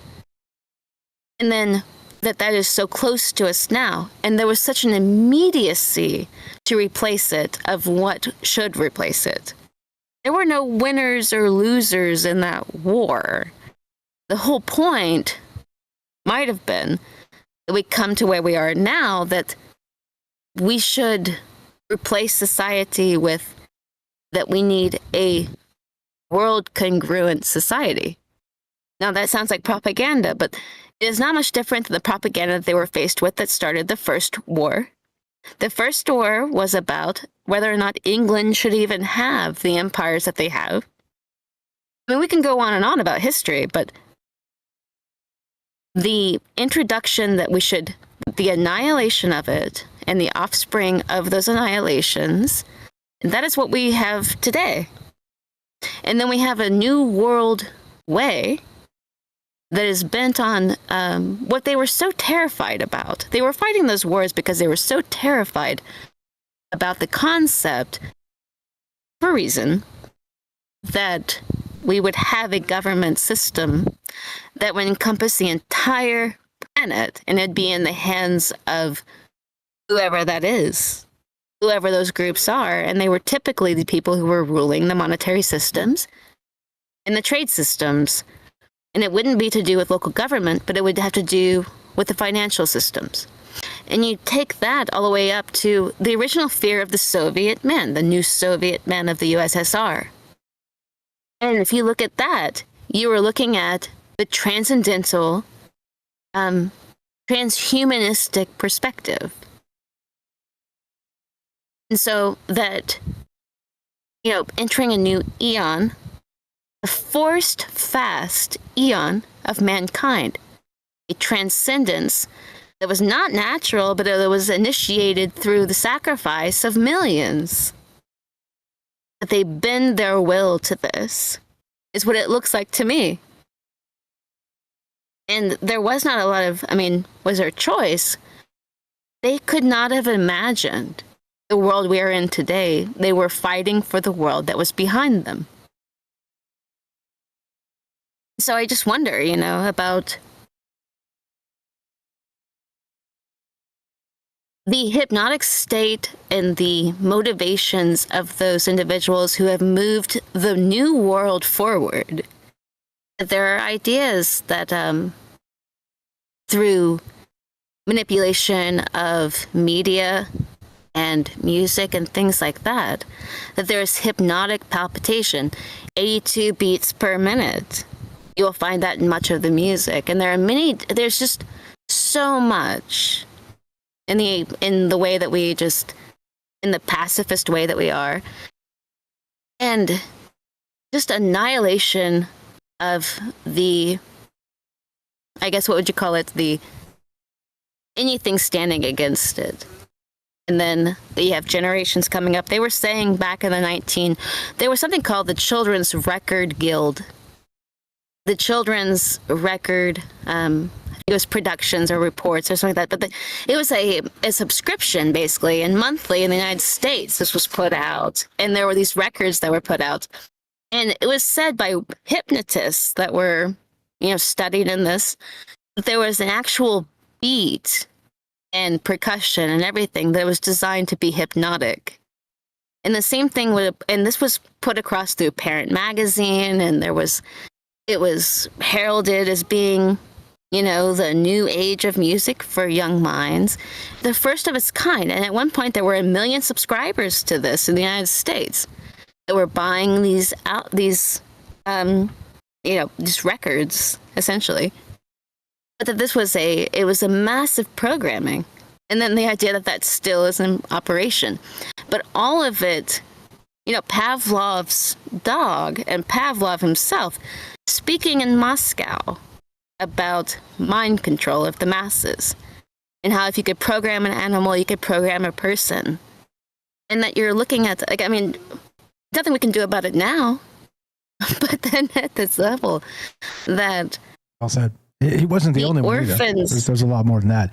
Yeah, there are many. Yeah, there are many. It's crazy too. They're still talking about this openly in a lot of places. It's like the World Economic Forum recently. Some guy was talking about animals or humans being hackable animals now. It's like, whoa, oh yeah, whoa, bro. Like, should we slow down with that type of stuff? Isn't that the thing you're not supposed to say? But they're saying it. It's crazy. We got to. It's getting late. We got calls we got to get to. You got a final thought? So thanks for staying past the break. Always a pleasure. I just think that we do have to have a critical mind if we can. You know, I mean, if we can somehow see that, you know, outside of it now, and I don't know that it's. I mean, the goal is to have a one world civilization and a one world government, everyone being a world citizen. And I don't think there's any going back at this point. And I think that neurosis becoming the normal thing of the day is the byproduct and possibly just the price that is paid for several generations as they cope with how this outstanding assertion of private root systems, that they are shattered in place of the sacrifice for this new one world dream, and that we're paving the way for that. In future generations, I think they will level out, and they will become accustomed to it, and it will not be so foreign to them. But it was by the price of millions of people. Yes, dozens or even hundreds of millions, depending on how you count it. It's crazy. It's absolutely crazy stuff. And you're spot on here. We need to get back to this. At some point, we'll get back to this. You're the best, Jen. Thanks for staying up late. Thanks for going through the break and all the timing and stuff. Good night, Mike. You're the best. Appreciate the call. Jen, the Arcane Observer. You know, you love her, been a good friend for a long time. And of course, she's got her own YouTube channel. If you haven't checked that out, please do. Again, troubledminds.org/friends. It's all alphabetical. Scroll down a little bit. The Arcane, is it Jen? Yeah, how did I put it? I think this is... Yeah, Jen, there you go. Follow Jennifer. Scroll down and yeah, there you go. Please go give her a YouTube channel follow. It's completely free. And this is the why we do this, for all of these perspectives to come together in one space and look at this and talk about these ideas. I think it's complicated as usual, but I think there's some things that we all are noticing that make us suspicious. As I like to say, my tinfoil is tingling. And I know I'm not the only one. Otherwise, look, we wouldn't be here talking to each other about this type of stuff. But yeah, I think Jen's spot on about a lot of that. And, well, maybe we'll get back to that because it's I think it's important, incredibly important. Love to hear your thoughts. Got a couple more calls and we'll wrap this up. Sorry about the phone line. My credit card croaked. It didn't, I mean, expiration dates or whatever. You gotta love them. Yeah. I mean, you know, at least they last for 5 or 7 years or something. Anyway, let's go to Michael W. Thanks for the call, Jen. Fire stuff as always. No, sorry. No, don't do that. Put your hand back up. Enoch, sorry about that. I canceled it because I clicked you and unclicked you. Michael W. on the Discord. What's up, brother? How you doing tonight? And go right ahead. What is on your mind regarding any of this? There's a lot here, of course, because as these conversations kind of unfold, there are a lot of angles to tackle. And so, as usual, what is your reality tunnel in this space? And I'd love to hear your thoughts. Just unmute and you're on Troubled Minds. Michael W., are you there? Test 1, 2. Okay. Hey, can you hear me? Much better. Loud and clear. Okay, great. Yeah. Michael Strange, you launched a therapy episode tonight. That's what you did. The gentleman that called in first, who was the Viking gentleman at the beginning? Is he Australian or? Yeah, he's Australian. So Jay Winch called first, and then Viking Superpowers. His name is Dave Lovegrove. Links in the description down below. Friends. Yep. Yeah, I miss Jay Winch, but Viking Superpowers guy, and all the things he said about his PTSD and how he has experienced that, and oh my God, the pathway that he took through his life, you know, from one service-oriented position to another, you know. Let's talk about a community-oriented person, a man who just cares about his community.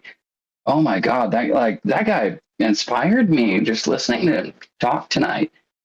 But I listened to what he said, and I've been there, and a lot of the things he said. I mean, I've never been a soldier in active duty, but I've been a police officer. And the way he talked about PTSD, and I guess what rung my bell about what he was talking about was that I have experienced PTSD in my life, and for me it was with pain. I've been a police officer and I've fought with people and stuff, but what gives me nightmares is the pain I've experienced and how the pain tells me, Michael, you cannot let this pain come back. You must kill yourself before you let this pain come back. And when I try to talk to the doctors in American healthcare about that and how pain gives me nightmares, even though I'm not experiencing the pain, but it gives me nightmares, the doctors don't understand me. And the way Viking Gentleman was talking about speaking to professionals about PTSD and how their eyes would just kind of glaze over. That's what I experience when I do that. And how I tell them, you guys don't understand. Like I wake up screaming at night and there's demons tearing me apart and stuff. And they're like, well, Mike, you haven't been a soldier in combat, so you couldn't possibly have experienced PTSD.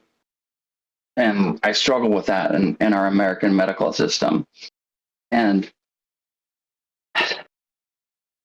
I'm not sure where I was going with this, but to say that you started a therapy episode tonight with this episode of Troubled Minds. Yes, sir. Yes, sir. And I mean, that's what it is to me. I'm a beekeeper. If I am anything, I've been a lot of things. I've been many things. I've been a garbage man. I've been a teacher. I've been a police officer. I didn't make it through basic training. Like I got injured in the Army in basic training, so I wasn't a soldier, but I've been a lot of things. And the main thing that I am, I think, is a beekeeper. I love honeybees. I've loved them since I was a child. I didn't know when I encountered them as a child, I didn't know that they were the thing that produces honey. I didn't know what honey was when I was a child, when I first got stung by a bee.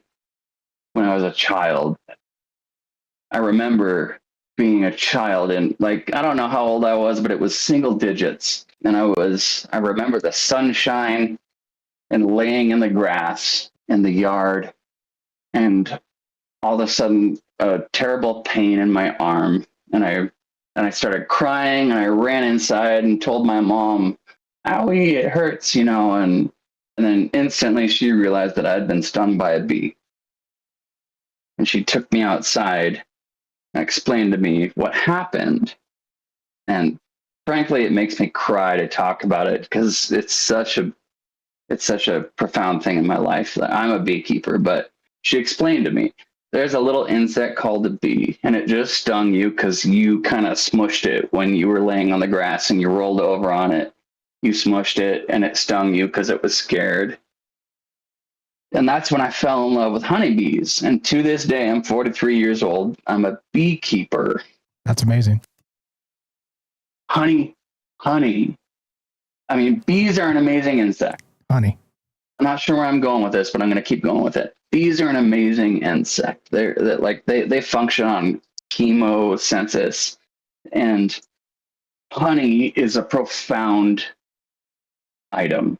Honey is a pure thing, and honey is like a source of carbohydrates. It's a pure thing, and it is a source of food. Like when indigenous cultures encounter it, they drink it down. They gulp it down, and it's like manna from heaven. Yeah, I'm sure you know this. Actual honey, like natural honey, is also an antibacterial. You can put it on your wound and wrap it up, and it'll kill the bacteria. That's so crazy. Yeah, that's where I was going with this. It's also a thing that eliminates infection. Anything that is alive, if it is like, if you took a 200-pound Michael White and you submerged him in honey, he would die. If if any bacteria is submerged in honey, it will die. If any fungus is submerged in honey, it will die. And the reason for this is only because inside of honey, there is no oxygen and there is no water. There's too little water for anything to survive. Because mostly what we know of life on Earth is that it requires oxygen and water to flourish or survive, you know. But inside honey, neither of those things exist. And then people talk about, oh, honey, we found it in the Egyptian tombs and it was 3,000 years old and it's still like sweet honey. Yeah, it lasts forever. And I'm not sure how I was planning on tying this in with what Theo was talking about, but Theo was talking about, like, Theo was kind of pouring out his soul earlier. Again, this is a therapy episode. Theo was talking about how the devil doesn't deserve to go to hell. Did you catch that? I sure did. When he said that? Yeah. He was talking about the positive forces and the negative forces. And I mean, Theo's our resident poet, and who can express this better than him, you know? Because he's the best at it. The devil doesn't deserve to go to hell. The devil is just a thing, and God's just a thing. And if you just shoved them both in a bucket of honey, they would both die and disappear, right? Whoa. Let's not talk about killing God here. Here's the thing, too. I can see this, like I said, to peel it out of the dogma spaces, just to be representative of the community and the group here. Philip K. Dick called it the architect and the dark counterplayer. So we can kind of go with that instead, just because right, like you understand what I'm saying. There's a kind of a sore spot when you talk in the terms you're talking about, and I'm not trying to censor you. Sorry, yeah. I'm with you 100% conceptually, okay. But it's just important to we're poets and all, but we're not trying to make enemies here. But fire stuff, and I had no idea. We've talked to each other a dozen times, maybe 15 or 20 in the chat and everything else, maybe hundreds, who knows? But I never knew you were a beekeeper, bro. WTF. Holy crap, man. That's amazing. Yeah. I mean, that's what I am, basically. That's if you carved me down to just the center of me, that's what I am. Yeah. Yeah. I mean, I guess that's where I was going with that. Let me go over my notes. I mean, like what Jen was saying, about how they could not have imagined the world today, but they were fighting for the world behind them. These concepts are, I mean, I have such a hard time keeping up with Jen when she's talking about these profound things, but that's so amazing. Anyway, I'm not sure where I was going with all that, but I don't know. Maybe that's all I had to talk about. You're spot on here, and I think you found us the first time. You sort of found us, stumbled on Troubled Minds when we were doing a similar episode, and so it is. Yeah, very similar. Yeah, very similar, and it is. Look, and this is the thing too. Like I've talked about this a lot. Luckily, I don't have a ton of trauma. Thank God for that. I find myself as a child of the West, an innocent hobbit of the Shire, because heroes have stepped up and fought evil forever. Okay. And so it's not lost on me. It's why I'm here. It's part of my return appreciation to society that has kept me safe. Okay. Whatever that looks like, I know you can make all the cases and all the things and say, you can bad faith act my nice notion there all the ways. And I know nobody here is trying to do that. I'm just saying I recognize there are different ways to look at situations, and this is important. And this started as therapy for me, by the way. Instead of me mumbling around, talking to myself, as I always say, I thought and wondered, what about this stuff? Do other people think these wild ideas like I do? And here we are, meeting amazing folks like you. Appreciate the call, brother. Yes, this is, for whatever reason, you created a kind of a therapy episode tonight. And for me, it is very therapeutic. And for me, coming from a person who does suffer from a lot of PTSD, this is a very therapeutic episode for me, and I appreciate it. Thank you. Glad to have you. Appreciate you appreciating it and all the things, and looking forward to talking to you in the future. Keep the bees, man. We need the bees. Now you're not only a good friend and all the fire stuff you bring us. You are a keeper of the bees, and that's a special place in my heart. Pleasure. Yeah. Well, I struggle for it. Yeah, it's a difficult thing. Like this year, for commercial beekeepers. Most commercial beekeepers lost 90% of their bees this year, and and the bees aren't dying. We're killing them. It's because we work them as an agricultural animal. I mean, I could go on this for hours, but yeah, I am passionate about the bees, and I love them. And yeah, thank you for this episode tonight. You're the best. Thanks for the call. Always a pleasure. That's the official beekeeper of Troubled Minds. I didn't even know we had one. That's incredible. Fire stuff. That's Michael W. on the Discord. If you have not joined the Discord yet, please do. What are you doing? Look at all these amazing smart friends that we've earned as part of these long form discussions that are imperfect. Me, myself, I mean, because that's the point. I show up imperfect to have these conversations. That is basically at the backbone of many of these conversations is therapy. Not for myself. Yes, also for myself, but also for everybody else. Anybody else that recognizes there's something amiss in the society we live in. And I think it's appropriate. Hang tight, Enoch. I'm going to play this real quick. Shout out Jen. Jen said maybe you should play this. I'm going to play this. This is a quick blurb. Don't forget, guys. Don't forget. There's beauty and harmony in this world. There are beekeepers in this world. There are shepherds of the best of things. Okay? And you are them, by the way. Don't forget this. Quick word. This is brought to you with eternal inspiration from the great beyond, from our good buddy, the mighty Rowan. As many of you know, Troubled Minds has been demonetized on YouTube since the beginning. That was a horrible transition. That is not what I was trying to press. Hold on 1 second. My goodness gracious. Talk about breaking it and doing it in the worst of ways. One moment, please.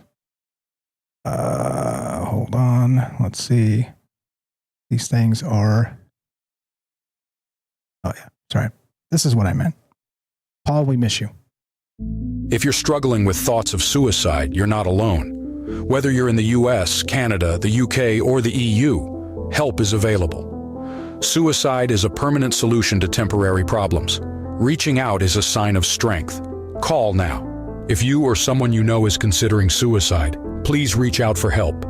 In the United States, call the National Suicide Prevention Lifeline at 1-800-273-8255. In Canada, call the Canada Suicide Prevention Service at 1-833-456-4566. In the United Kingdom, call the Samaritans at 116-123. For services worldwide, go to troubledminds.org/help. Trained counselors are available 24/7 to provide free and confidential support. Remember, your life matters. You are valued, you are important, and you are not alone. There is help available. Please reach out and take the first step towards healing. Indeed. Sorry about that. That was of all the faux pas to make, that was one of the worst I could have done. But yeah, again, what Nick says, that's how you know it's a live show. Yeah. Yeah, we miss you, Paul. And again, remember, it's all been said. You know my sentiment here, and I appreciate each and every one of you. And you know there are people out there that appreciate you as well. Don't forget, this stuff's important. And it's important to recognize that we're all sharing similar things. Not the same thing, but similar things. And we can come together and talk about it. But yeah, sorry about pressing the wrong button. That was terrible. Yeah, it's like let's remember our friends and, be positive. And it's like, the Troubled Minds has been demonetized. Dear God. Of all the terrible things. 702-957-1037. Let's wrap this up. Sorry for all the clunky stuff. Like I said, the whole point of me being here is that I'm wrong. And here's another example of that. Imperfection in all the ways. And I definitely embody that. But recognize together, as I've always said, look at us together. Like we are greater than the sum of our parts, because there's a larger something happening here that we're noticing, that people are noticing. And if we don't talk about it, certainly nobody out there is going to. And so welcome to Troubled Minds. Enoch in Michigan. What's up, brother? How you doing tonight? Go right ahead. I'm doing excellent. I've pushed myself a lot this last few days. It was raining. I seen this David Goggins video. It's raining. Or he's like, it's 40 degrees and it's raining.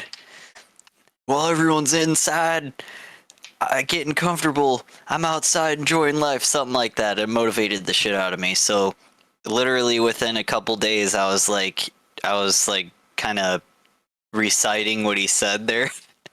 And then it happened. And then the weather dropped. It started raining. It was 40 degrees. And I was about to get off work. And I got pretty excited for about it because I knew it was going to be something that I could do. But I also knew that I wanted to push myself more and do more than what I really believed I could do. So I kind of made like pressure, and then I pushed through it, and I did it. I ran pretty much almost the whole half the time because I've been walking for years, and I used to run like 6 times a day and like sprints for like a mile. So like 6 miles a day of like random sprints. I used to do that. So yeah, I feel really great. I did 5 hours a qigong and tai chi in the barefoot in the sun at the beginning of my day today. You know, so it was only like 2 or 3 days ago when everything was like coated in snow. It was like snowing, raining. Like I swallowed some snow and rain while I was running, and I was like, am I gonna let this get to my head? Like I was like embracing my inner bitch, you know? It was great. Okay. Awesome. Well, what else you got? I mean, I enjoy this, but I'm not sure. Go ahead, sir. And as far as, I think it's pretty fitting into the neurological borderlines because I've been learning more about the breathing, practicing for about 5 years now, but have gotten more guidance from the Shaolin Temple last year, and then speakers like Jim Rohan, David Goggins, and the Master Xing Hang Yi from the Shaolin Temple in Europe has been putting out a lot of really mindful stuff, and I'm able to see more clearly how I make others feel, and most of the time I don't like it, so I have a lot to work with. So that's good. My life is full of obstacles, so I have direction, because we know the obstacles, that's the direction. Correct. That's the direction we want to go. I'm with you now. I wasn't sure where we were headed with all that, but thank you. Thank you for clarifying. I just kind of wanted to express myself a little bit, get myself out of my comfort zone, just by being a bit open about what I'm into recently. And yeah. Oh, good. I appreciate it. I was just confused. I was like, okay, so we got the breakdown of your day. Now what? Where are we heading with this? That's all. I was a little confused. But yeah, I mean, I think you're right. We talk about the Stoic mindset quite often, and all this stuff is, it's incredibly important for a lot of reasons, and it's nice to see it being exemplified. And by the way, Austin's a young man. He's what are you, Gen? I don't know. What are you? I don't even know what generation you are. He's so young. I've lost track of how actually young he is. I was born in 97. Yeah. I'm turning 28 this year. Yeah. Not even 30 yet. Very young man. So it's nice to see again, not to say that the young generation is terrible or anything. I don't do that stuff, but meaning that this sort of filters down, and you talk about this stuff enough and people pick up on it. Not that we're taking credit for what Austin's doing, but Austin's doing amazing things. And it's never too early to start, and it's never too late to start, is really my point in bringing that up. And the divergence of thought and ideas, and being, well, the best for yourself, because that's what Austin's been with sleep, right? You've been talking about sleep quite a lot. It's incredibly important. Sleep. Yeah, and the breathing techniques and stuff. Yeah, go ahead. Yep. Like George Washington, I kind of got a quote from a buddy. He shared it with me when I was going through all this. He was like, quoted George Washington. He said, "A man who is early to rest and early to rise will be strong, healthy, and wise." And I definitely can see that because that's our second life. I think everything that happens in the dream world can be enhanced by what you do before you go to bed and what you do after you wake up. I think it's all of that. And I think that's a derivative real quick. I heard healthy, wealthy, and wise from maybe Ben Franklin, but anyway, I digress. Yeah, you know what? You might be right because I did not really properly research that one. I've just kind of remembered that. It doesn't even But matter. I do remember what I wanted to say now because you kind of helped. I forgot for a second, and then you kind of like telepathied back, and you're like, "Yeah, this is what you're." Yeah. This is what So you're I really wanted to trying to say. Actually, hold on. So let's see if I'm really a wizard. I'm about to tell you what you're about to say. Ready? Yeah, that's okay. No, I'm just kidding. Go ahead. I have to tell you, just kidding. I just wanted to say a little bit how I started real quick, like less than a minute to explain.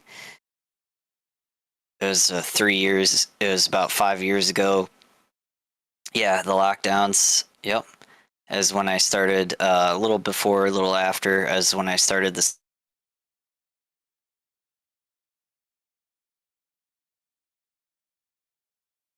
Really? Did his internet crap or did mine? It seems like a bad moment. It might have been my internet. I seen my internet do something weird. Okay, so you were getting to the point and then you didn't make the point because it cut out. Try again, please. Rewind 30 seconds. Okay, I was talking about Qigong. In my humble opinion, some of the most forbidden knowledge is derived from these practices of mindfulness, intention, breath, and movement being synchronized and putting your mind to it for that. And I started with this 15-minute video, and I started adding on videos, and now I got like 4 videos completely memorized, and I can take one 15-minute video and turn it into 2 hours of training. And I'm adding on to the fruit now. It has taken me about 2 years to fully memorize about 4 videos that are in between 20 to 30 minutes long. And I got them completely memorized now. I've been pushing myself, getting off the YouTube, going outside many, many times to try to see if I got it. And today, I really feel like I got it. It was pretty awesome. But there's always more to learn. That's just like the repetition part of it I got going at least. Now it's always about feeding the mind's eye, reading books at night, and just cultivating the mind more with just more food for the imagination. So I stay interested in this development here because it's not one move, it's all of that. I appreciate it. Share those videos in the chat if you can, if they're non-paywalled or whatever. Love to take a look. Oh yeah. And I'll test you. I could sure. I'll test you on them and make sure you actually have them memorized. How about that? We'll do that one of these days. Oh hell yeah. Hell yeah, man. Okay.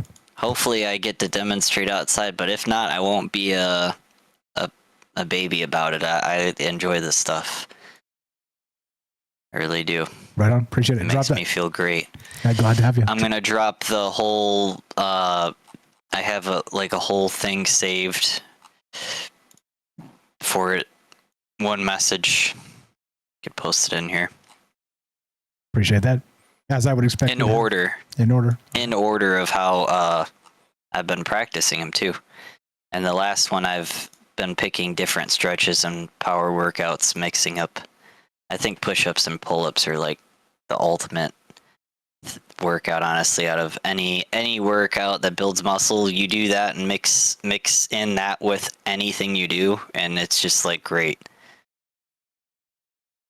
Right on. A little bit every week. Appreciate you sharing, brother. Always Yep. a pleasure. Thanks for staying up late Post with it us. right And, here. and drop that in the Discord. There it is. Do check that In out, order. please. Thank you. In order. You dropped it at show chat. Where'd you drop it? General? Show chat. Oh, I'll do both. Okay, thank you for that. Because the show chat's gonna probably be Blow up. popping. Yep, You know. blow it up. Right on. Right on. Appreciate the call. You were the best. Thanks for staying up late with us, and thanks for sharing. Great stuff.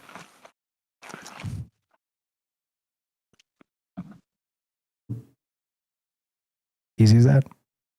Great stuff. I appreciate that, Austin, and everybody else too. By the way, like that. This is the whole point of this: is that talking about ideas is one of those bizarre things, because recognize when you're having a conversation, right? Like my whole point, and we've done this since the beginning, is that you bring sort of a narrative, and narratives go by the wayside to individual experiences, to people's reality tunnels, as I like to say, and that's what this is about. It's let's see the world a little differently, as we do, as it's natural to do, and let's talk about it. It's important to me. It's taught me a lot about myself. It's taught me a lot about people in general. It is therapy. And that's the point of this, really, honestly. Like I said, if you think I'm here to make $1 million, you're dreaming. I'm trying to make $1 million some other way, but it ain't this. So what brings me back every night?